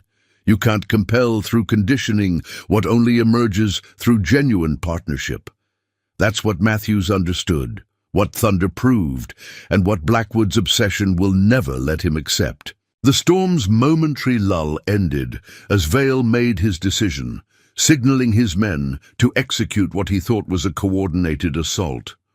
Their movement suggested military training, but Thunder's ears tracked a fatal flaw in their formation, a gap that exposed their tactical weakness. "Interesting choice," Eleanor noted while her hands moved to Thunder's modified tack. "Though you might want to consider why your men's approach pattern exactly matches the training scenarios we used to design this valley's defensive features." Through gaps in the barn's structure, Bennett's forces maintained their containment positions, waiting. They understood something Vale's men had yet to grasp. This confrontation would demonstrate why genuine partnership between horse and rider transformed conventional military tactics into something extraordinary. Thunder's muscles coiled beneath Eleanor's touch as Vale's men approached, their movements betraying growing uncertainty. The stallion's body language communicated volumes to those who understood war horse behavior. This wasn't merely prepared response, but tactical assessment. "Your first mistake," Eleanor explained while activating another sequence of defensive measures, was assuming traditional cavalry formations would prove effective against a trained warhorse. "Your second," she paused as Thunder shifted his weight precisely, "was forgetting that every approach you considered was anticipated years ago." Vale's curse carried genuine alarm as the ground beneath his men's horses suddenly transformed from solid to treacherous. The valley's carefully prepared terrain features began demonstrating why force and superior numbers meant nothing against proper preparation and genuine tactical awareness. "Notice how your mounts react," Eleanor continued, while Thunder's ears tracked multiple threats. "Their instincts warn them of danger their riders ignore. That's the fundamental difference between trained obedience and true partnership. Understanding when to trust your horse's judgment." Bennett's forces executed another coordinated movement, forcing more of Vale's men into increasingly compromised positions. Their precision demonstrated the difference between military efficiency and genuine tactical cooperation between mount and rider. "Marshal," Eleanor called out as thunder crashed overhead, "I believe Captain Vale's men are about to discover why the 3rd Regiment's training program proved impossible to replicate through force alone." Thunder's muscles tensed as Vale's frustrated lieutenants attempted to rally their scattered units. The stallion's posture communicated complete confidence in their tactical position, born from years of genuine partnership rather than conditioned response. "You see," Eleanor explained while activating another hidden mechanism, "Thunder doesn't just respond to commands or follow tactical protocols. He assesses situations independently, adapts to changing conditions, chooses how best to engage or withdraw based on his own understanding of battlefield dynamics." Vale's remaining men watched in growing alarm as their carefully planned assault deteriorated into chaos. Their mounts, increasingly agitated by Thunder's presence, began refusing commands, instinct overriding training as the valley's defensive features continued revealing new aspects of Eleanor's preparation. "Fascinating thing about proper tactical assessment," she noted, while Thunder's ears tracked multiple sources of movement. "It requires understanding not just your opponent's capabilities, but their psychological tendencies, how they react under pressure, how their training influences their decisions, how their assumptions become vulnerabilities." Bennett's forces maintained their containment while Vale's men discovered more of their planned maneuvers compromised by Eleanor's defensive system. The valley itself seemed to work against them, using their own military experience to guide them into increasingly untenable positions. For instance, Eleanor continued as Thunder shifted his weight again, "Your men's current formation reflects standard cavalry response to uncertain terrain. But notice how that same training makes them predictable, forces them to move exactly where we prepared for them to go." Vale's face showed dawning comprehension as another section of seemingly solid ground proved treacherous for his forces. The valley's defensive features, they're not just physical obstacles, they're psychological tools designed to exploit military training itself. Precisely. Eleanor's hands found another concealed mechanism while Thunder emphasized her words. "Every tactical decision your men make, based on their training and experience, leads them deeper into a situation they can't control. Just like Blackwood's conditioning methods, their rigid adherence to military protocol becomes their greatest weakness." Thunder's muscles coiled as Vale's lieutenants attempted another coordinated advance. The stallion's body language demonstrated Exactly why force and superior numbers meant nothing against genuine tactical awareness and proper preparation. "Watch carefully, Captain," Eleanor suggested as Thunder responded to a subtle signal. "Notice how he doesn't just react to immediate threats, but anticipates tactical developments. How his movements account for terrain features, weather conditions, and opponent psychology simultaneously." Vale's men cursed as their mounts increasingly resisted commands, sensing danger their riders ignored. The growing chaos demonstrated why traditional military training proved inadequate against a genuine warhorse operating in carefully prepared terrain. "Your men's frustration," Eleanor noted while activating another sequence of defensive measures, "comes from trying to force compliance from mounts that naturally resist, putting themselves in danger. But Thunder—" She paused as the stallion executed a precise tactical adjustment. Thunder chooses his movements based on genuine understanding of the situation. Bennett's forces continued their methodical containment, while Vale's remaining tactical options proved increasingly compromised. The storm's intensity perfectly matched the growing realization among his men that they faced something far more sophisticated than conventional military opposition. "Consider this demonstration," Eleanor suggested, as Thunder's ears tracked multiple threats. "Every movement your men make based on their training and experience becomes a disadvantage in terrain specifically designed to exploit those same tactical principles. Their military precision, rather than granting advantage, makes them predictable." Vale watched in growing alarm as his carefully planned assault continued deteriorating. The valley's defensive features, combined with Thunder's tactical awareness, transformed standard cavalry maneuvers into vulnerabilities rather than advantages. "That's the fundamental difference," Eleanor explained while Thunder crashed overhead. "Between forced compliance and genuine partnership, your men try to command their mounts through training and conditioning, but Thunder—" She paused as the stallion demonstrated another aspect of his capabilities.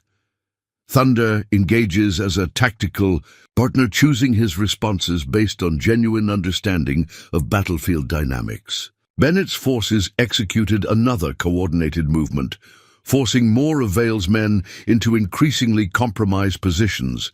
Their precision demonstrated why genuine cooperation between mount and rider proved superior to mere military training.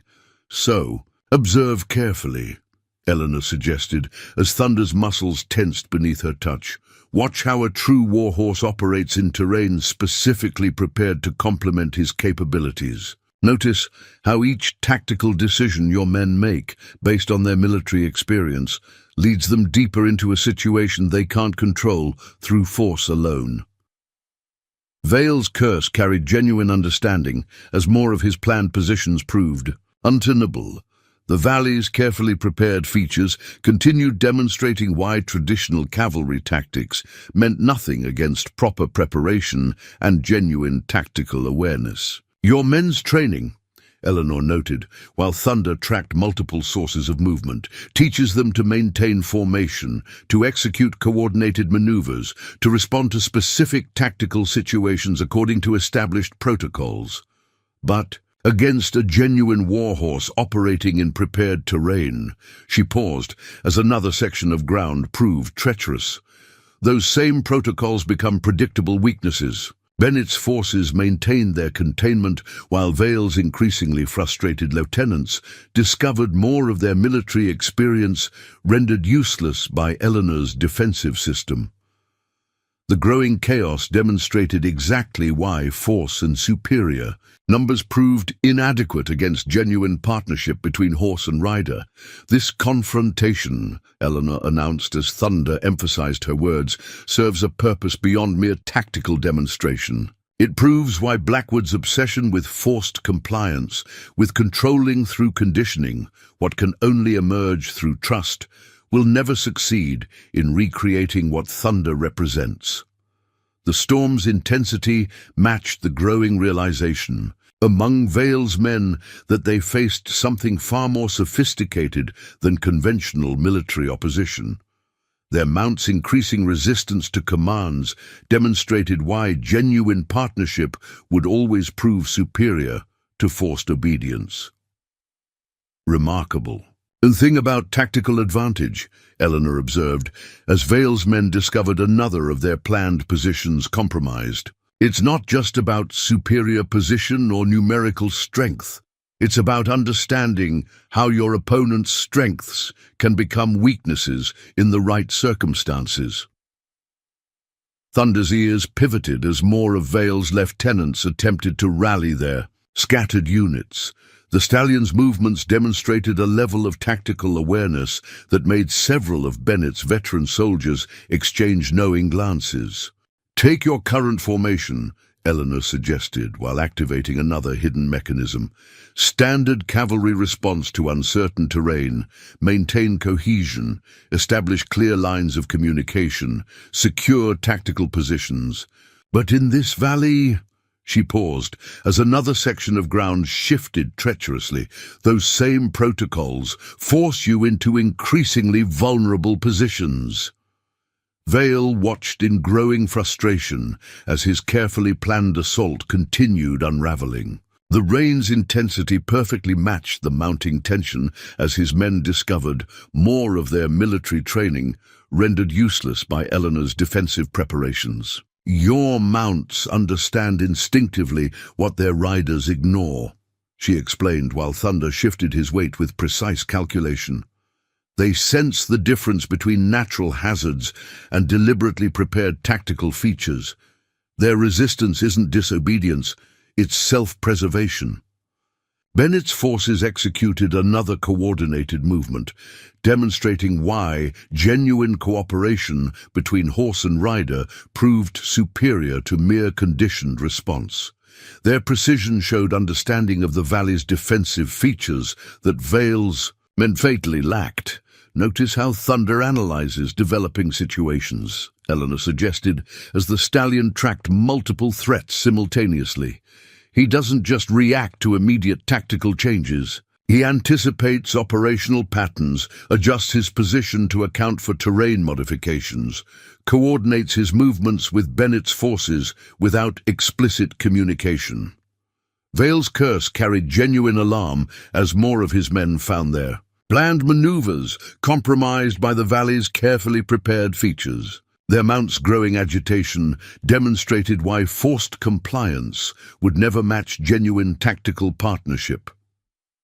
"Your men's training becomes their liability," Eleanor noted, while activating another sequence of defensive measures. "They respond to situations according to established protocols and execute maneuvers based on military experience, but against a warhorse operating in prepared terrain." She paused as Thunder demonstrated another aspect of his capabilities. "Those same protocols make their movements predictable. Bennett's forces maintained their containment, while Vale's increasingly frustrated lieutenants discovered more of their tactical options, eliminated by Eleanor's defensive system. The growing chaos showed exactly why superior numbers meant nothing. Against proper preparation and genuine battlefield awareness, each modification to this valley, Eleanor explained as Thunder emphasized her words, was designed with specific tactical responses in mind. How mounted units naturally react to uncertain terrain, how military training influences operational decisions, how standard cavalry protocols can be turned against those who rely on them. Vale's face showed dawning comprehension as another of his planned positions proved untenable. The storm's intensity perfectly matched the growing realization among his men that they faced something far more sophisticated than conventional military opposition. "Consider your current tactical situation," Eleanor suggested, while Thunder's muscles coiled beneath her touch.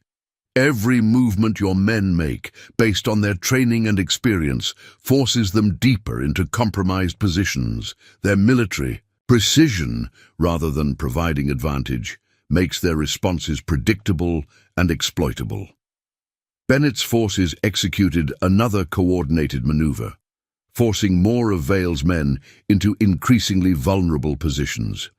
Their movements demonstrated understanding of the valley's defensive features that came from genuine partnership rather than conditioned response. "This confrontation serves multiple purposes," Eleanor announced as thunder crashed overhead.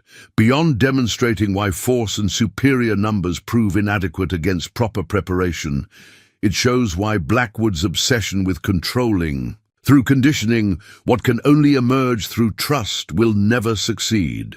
Vale watched in mounting frustration as his carefully planned assault continued deteriorating into chaos. The valley's defensive features, combined with Thunder's tactical awareness, transformed standard cavalry maneuvers into compounding disadvantages. "Each aspect of this engagement," Eleanor continued, while her hands found another concealed mechanism, "proves why genuine partnership between horse and rider will always surpass mere military training. Your men try to maintain formation, execute coordinated movements, secure tactical positions, but in terrain specifically designed to exploit those protocols." Thunder's ears tracked multiple threats as Vale's lieutenants attempted another coordinated advance. The stallion's body language demonstrated why force and superior numbers meant nothing against genuine tactical awareness and proper preparation. "Observe how your mounts respond," Eleanor suggested, as more of Vale's men found their planned routes compromised. Their natural instincts warn them of dangers their riders ignore. That resistance isn't lack of training, it's demonstration of why trust proves more valuable than conditioned obedience in genuine tactical situations. Bennett's forces maintained their methodical containment, while Vale's increasingly frustrated men discovered more of their military experience rendered useless by Eleanor's defensive system. The mounting chaos showed exactly why force and superior numbers proved inadequate against genuine partnership between horse and rider. The storm's intensity shifted as Eleanor activated another sequence of the valley's defensive measures. "Strategic depth," she explained while Thunder's ears tracked multiple threats, "isn't just about having multiple layers of defense. It's about understanding how each element influences your opponent's tactical decisions. Through gaps in the Barnes' modified structure, Vale's increasingly frustrated lieutenants discovered more of their planned positions, compromised by carefully prepared terrain features. Their mounts' growing resistance demonstrated why forced compliance proved inadequate against genuine tactical awareness. "Consider the psychological aspects," Eleanor suggested, as Bennett's forces executed another coordinated movement. "Every defensive feature serves multiple purposes: physical obstacle, tactical constraint, and psychological deterrent. Your men's training compels them to respond in predictable patterns, each response leading deeper into prepared containment zones." Thunder's muscles rippled beneath her touch as Vale's remaining units attempted to establish new tactical positions. The stallion's body language communicated volumes about the difference between military precision and genuine battlefield awareness. "Marshal Bennett's forces," she noted while activating another hidden mechanism, "understand something your men haven't grasped. The valley's defensive system doesn't just restrict movement, it influences decision-making itself. Each tactical choice becomes more limited, more predictable, as terrain features guide mounted units into increasingly vulnerable positions." Vale cursed as another section of seemingly solid ground proved treacherous for his forces. The rain's intensity perfectly matched the growing realization among his men that they faced something far more sophisticated than conventional military opposition. "Fascinating aspect of proper tactical preparation," Eleanor continued while Thunder tracked multiple sources of movement. "It's not enough to anticipate your opponent's immediate responses. You must understand how their training influences operational decisions, how standard protocols become vulnerabilities when terrain itself actively opposes their movement. Bennett's forces maintained their containment, while Vale's increasingly desperate lieutenants discovered more of their military experience rendered useless by Eleanor's defensive system. The mounting chaos demonstrated exactly why superior numbers meant nothing against proper preparation and genuine tactical awareness. Notice how Thunder analyzes developing situations, she suggested, as the stallion shifted his weight with precise calculation. He doesn't just react to immediate threats or follow tactical protocols. He assesses battlefield dynamics independently, anticipates operational patterns, chooses optimal responses based on genuine understanding of terrain advantages. Vale watched in mounting frustration as his carefully planned assault continued deteriorating. The valley's defensive features, combined with Thunder's tactical awareness, transformed standard cavalry maneuvers into compounding disadvantages. "Your men's training," Eleanor explained, while activating another sequence of defensive measures, teaches them to maintain formation, establish clear lines of communication, secure tactical positions. But in terrain specifically designed to exploit those protocols. She paused as another section of ground shifted treacherously. Those same principles become tactical liabilities. Bennett's forces executed another coordinated movement, demonstrating why genuine cooperation between horse and rider proved superior to mere conditioned response. Their precision showed understanding of the valley's defensive features that Vale's men fatally lacked. Each modification to this landscape, Eleanor continued as Thunder emphasized her words, serves multiple strategic purposes, beyond physical. Obstacles or tactical constraints, they create psychological pressure that influences military decision-making. Your men respond according to their training, each response making their movements more predictable, more vulnerable to prepared countermeasures. Vale's face showed dawning comprehension as more of his planned positions proved untenable. The storm's intensity perfectly matched the growing realization among his forces that they faced something far more sophisticated than conventional military opposition. "Consider how your mounts react," Eleanor suggested, while Thunder's muscles coiled beneath her touch. "Their natural instincts warn them of dangers their riders ignore. That resistance isn't disobedience, it's demonstration of why genuine tactical awareness surpasses mere military training in actual combat situations." Bennett's forces maintained their methodical containment, while Vale's increasingly frustrated lieutenants discovered more of their tactical options eliminated by Eleanor's defensive system. The mounting chaos showed exactly why force and superior numbers proved inadequate against proper preparation and genuine battlefield awareness. "Each aspect of this engagement," Eleanor announced as Thunder crashed overhead, "demonstrates why Blackwood's obsession with controlling through conditioning what can only emerge through trust will never succeed. Your men try to maintain military precision, execute coordinated maneuvers, secure tactical positions, but in terrain specifically designed to exploit those protocols." Thunder's ears tracked multiple threats as Vale's remaining units attempted another coordinated advance. The stallion's body language demonstrated why force and superior numbers meant nothing against genuine tactical awareness and proper preparation. "The valley's defensive features," Eleanor explained while her hands found another concealed mechanism, "weren't designed simply to restrict movement or create obstacles. They're calibrated to influence tactical decision-making itself. Each modification guides mounted units into positions that compromise their military effectiveness, transforming their training into vulnerability." Vale watched in mounting frustration as his carefully planned assault continued deteriorating into chaos.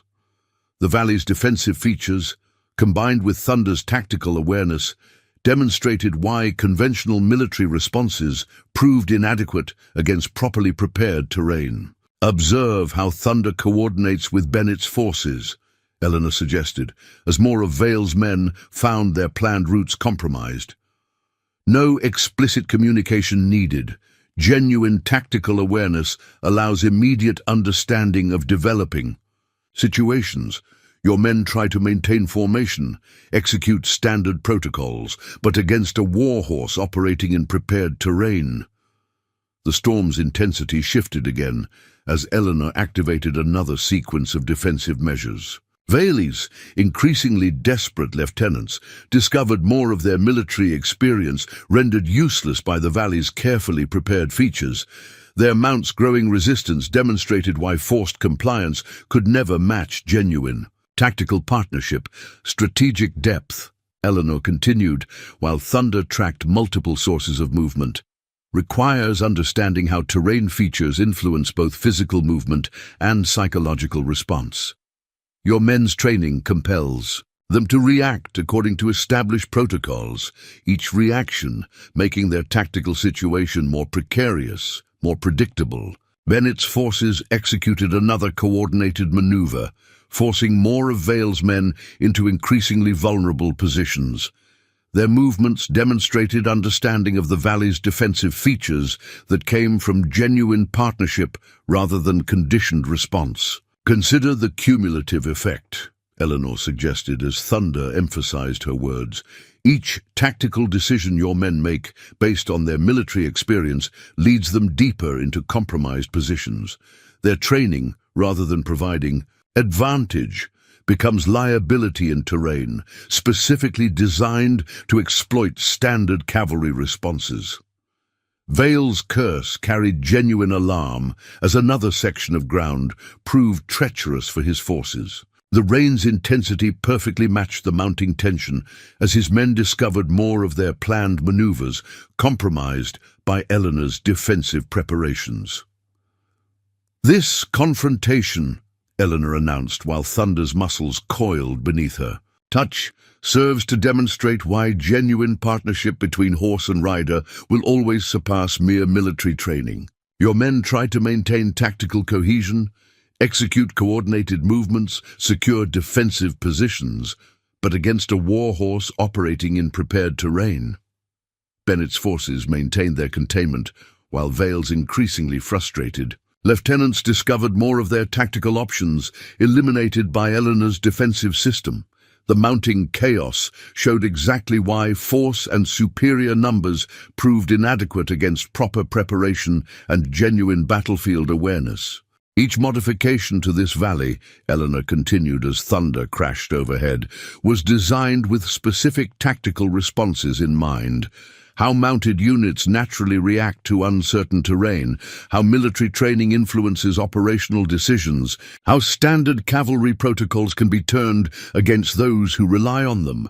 Thunder's ears tracked multiple threats as Vale's remaining units attempted another coordinated advance.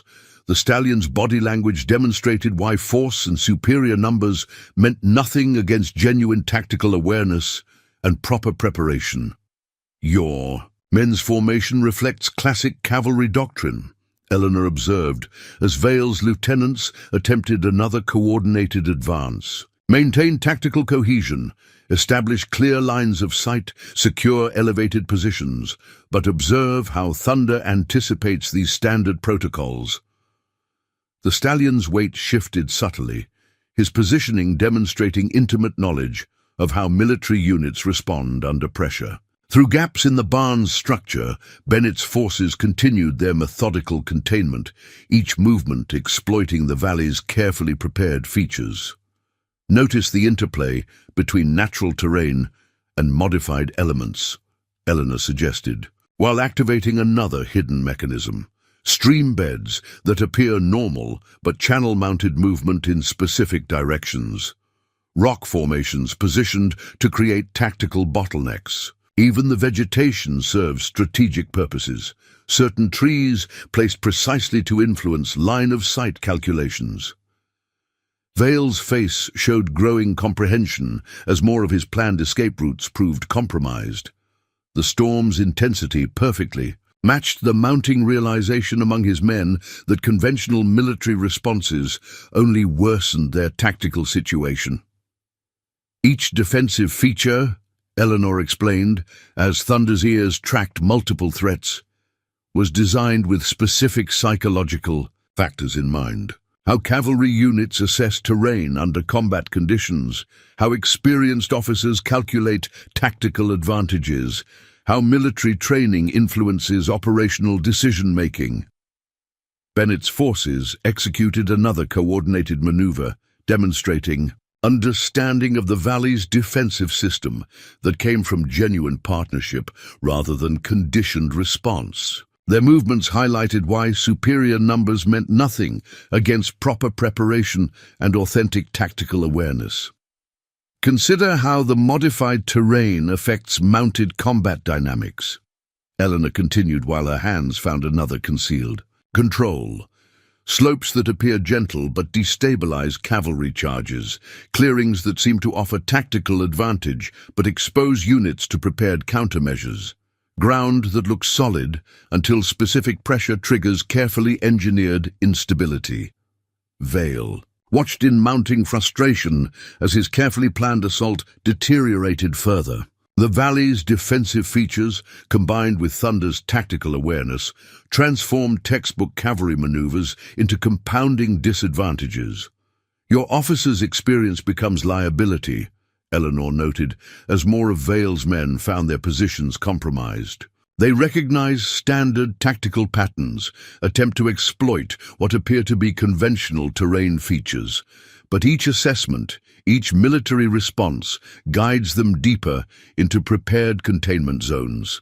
Thunder's muscles coiled beneath her touch as Vale's remaining units tried to establish new defensive positions.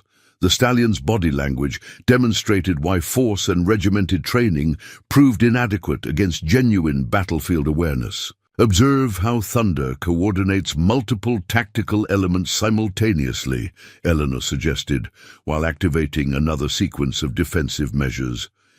He tracks unit movements, anticipates terrain modifications, adjusts position to maximize strategic advantage, all without explicit commands. That's the difference between a conditioned response and an authentic partnership.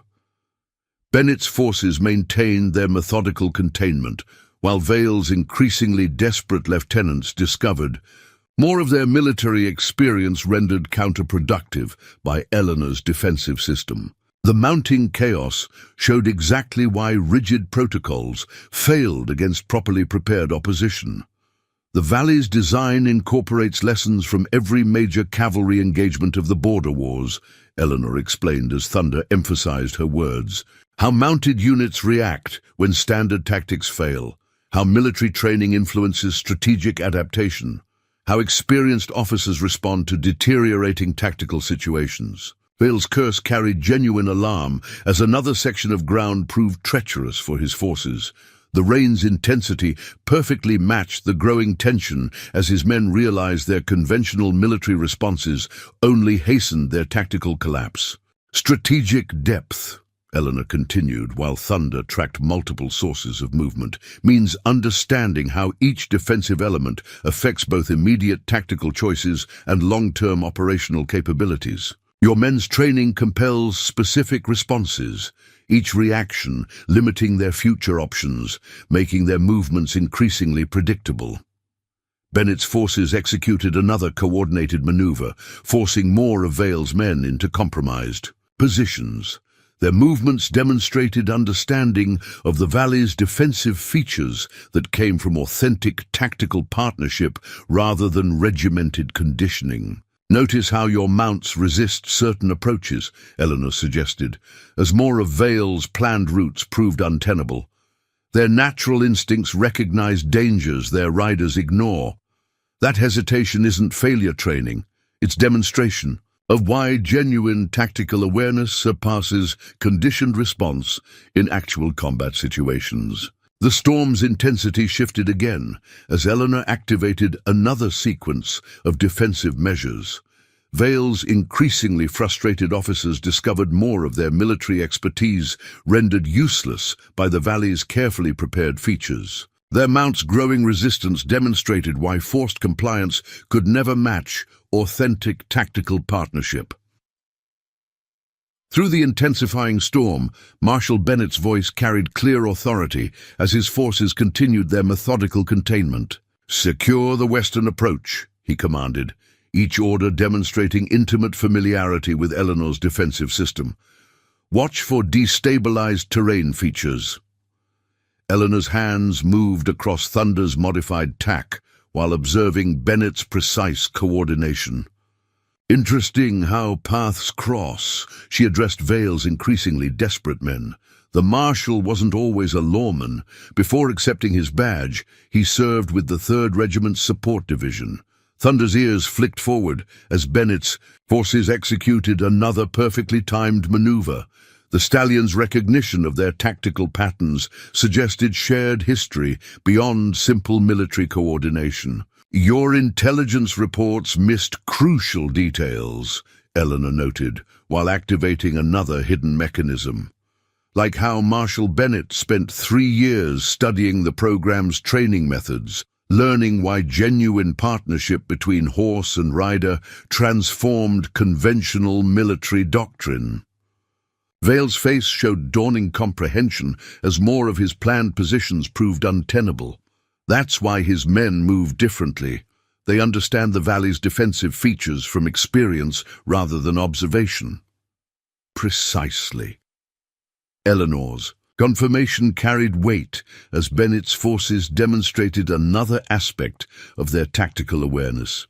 Each member of his unit was chosen specifically for their understanding of how mounted combat changes when horses become partners rather than mere military assets. Through gaps in the barn's modified structure, Vale's increasingly frustrated lieutenants watched Bennett's men execute maneuvers that seemed to anticipate the valley's defensive responses.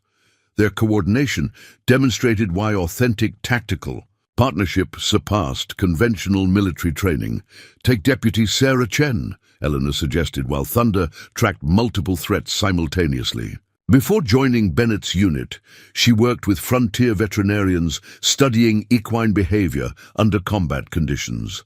Her insights proved invaluable in designing terrain features that influence mounted movement patterns. Bennett's voice carried, again, directing Chen's squad to secure another tactical position. Their execution showed a deep understanding of how horses naturally respond to modified terrain, using this knowledge to further compress Vale's rapidly diminishing options. "Or consider James Martinez," Eleanor continued as Thunder's muscles coiled beneath her touch. Former cavalry scout who recognized why the 3rd Regiment's successes couldn't be replicated through standard military protocols. His experience helped shape how this valley's defensive features exploit conventional tactical assumptions. Vale watched in mounting frustration as Martinez's unit demonstrated this knowledge, using the terrain's carefully prepared elements to channel his men's movements into increasingly vulnerable positions. The rain's intensity perfectly matched their growing realization that they faced opposition far more sophisticated than simple military force. "Each member of Bennett's team," Eleanor explained while activating another sequence of defensive measures, "brings unique understanding of why partnership proves superior to conditioning. They don't just execute tactical maneuvers, they comprehend how genuine cooperation between horse and rider transforms combat dynamics. Each member of this operation," Eleanor explained as Thunder emphasized her words, "brings specialized knowledge that contributes to their tactical effectiveness." Former cavalry officers who recognized why partnership surpasses conditioning. Veterinarians who understand equine psychology under combat conditions. Scouts who grasp how terrain features influence mounted movement. Thunder's muscles coiled beneath her touch as Vale's remaining units attempted another coordinated advance. The Stallion's response demonstrated why genuine partnership between horse and rider transformed conventional military engagement into something far more sophisticated. The storm reached its peak intensity as Vale finally grasped the futility of his position.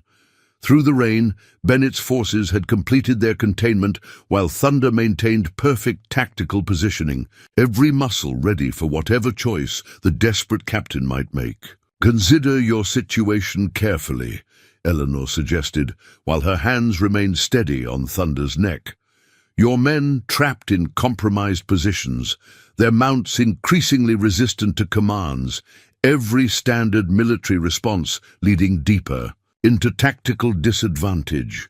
Yet I'm offering one last opportunity for a different choice." Vale's laugh carried bitter recognition as another section of ground shifted treacherously beneath his remaining forces. "Choice, like the choice you gave Blackwood's men at Broken Ridge, the choice that left half their unit buried in mountain slides." "No," Eleanor corrected, while Thunder's ears tracked multiple threats simultaneously. "A genuine choice. The same one I offered during the border wars, before Blackwood's obsession with control destroyed everything the program could have become. The choice between force and partnership, between domination and trust." Bennett's voice carried across the rain-soaked valley, directing his forces to maintain position while leaving clear routes for potential withdrawal. His tactical awareness demonstrated a deep understanding of how this confrontation needed to end. "Your men's mounts," Eleanor noted, as more of Vale's planned positions proved untenable, "already understand what their riders refuse to accept. They recognize the fundamental difference between conditioned response and genuine tactical partnership. That's why they resist commands that would place them in compromised positions." Thunder's muscles rippled beneath her touch as Vale's lieutenants attempted one final coordinated maneuver. The stallion's body language communicated volumes about the difference between military precision and authentic battlefield awareness. "Each aspect of this engagement," Eleanor explained, while activating another sequence of defensive measures, "demonstrates why force and conditioning will never replicate what genuine partnership achieves. Your men try to maintain formation, execute standard protocols, secure tactical positions, but in terrain specifically designed to exploit those same military principles." Vale's curse carried genuine comprehension as another section of ground proved treacherous for his forces. The mounting chaos showed exactly why superior numbers meant nothing against properly prepared opposition guided by authentic tactical awareness. "Marshal Bennett's forces," Eleanor continued as Thunder emphasized her words, "understand something your men have yet to grasp. They don't just execute tactical maneuvers, they comprehend why partnership transforms mounted combat into something far more sophisticated than mere military engagement."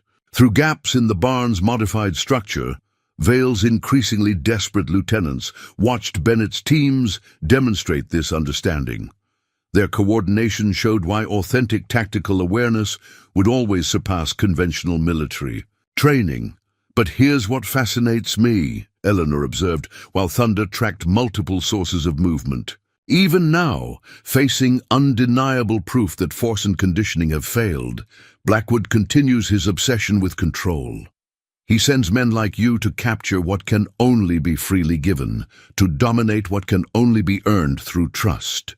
The storm's intensity perfectly matched the growing realization among Vale's men that they faced something far more sophisticated than conventional military opposition. Their mounts' increasing resistance demonstrated why forced compliance could never match authentic tactical partnership.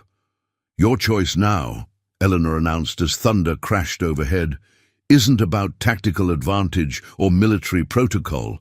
It's about recognizing why the 3rd Regiment's program succeeded where Blackwood's methods inevitably fail. Why genuine partnership between horse and rider transforms conventional warfare into something extraordinary." Vale watched in mounting frustration as his carefully planned assault completed its collapse into chaos. The valley's defensive features, combined with Thunder's tactical awareness, had systematically eliminated every standard military response.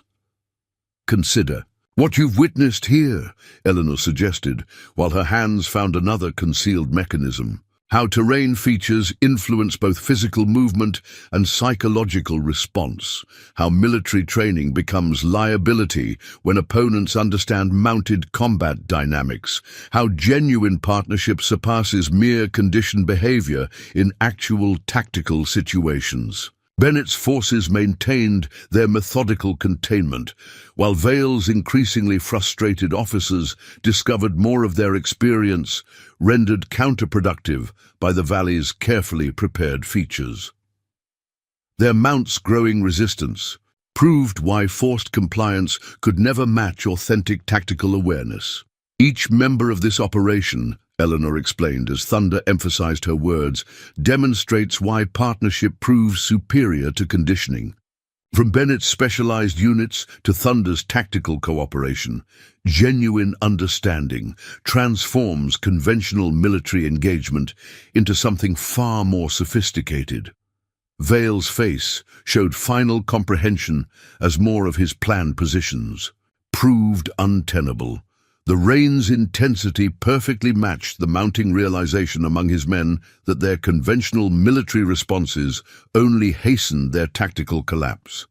"So choose," Eleanor announced while Thunder's muscles coiled beneath her touch. "Choose to understand why force and conditioning will never recreate what genuine partnership achieves. Choose to recognize why the 3rd Regiment's approach revolutionized mounted combat, while Blackwood's methods inevitably fail. The storm's fury seemed to pause as Vale made his decision. Through the rain, his voice carried genuine recognition of what this confrontation had proven. "Stand down," he commanded his remaining forces.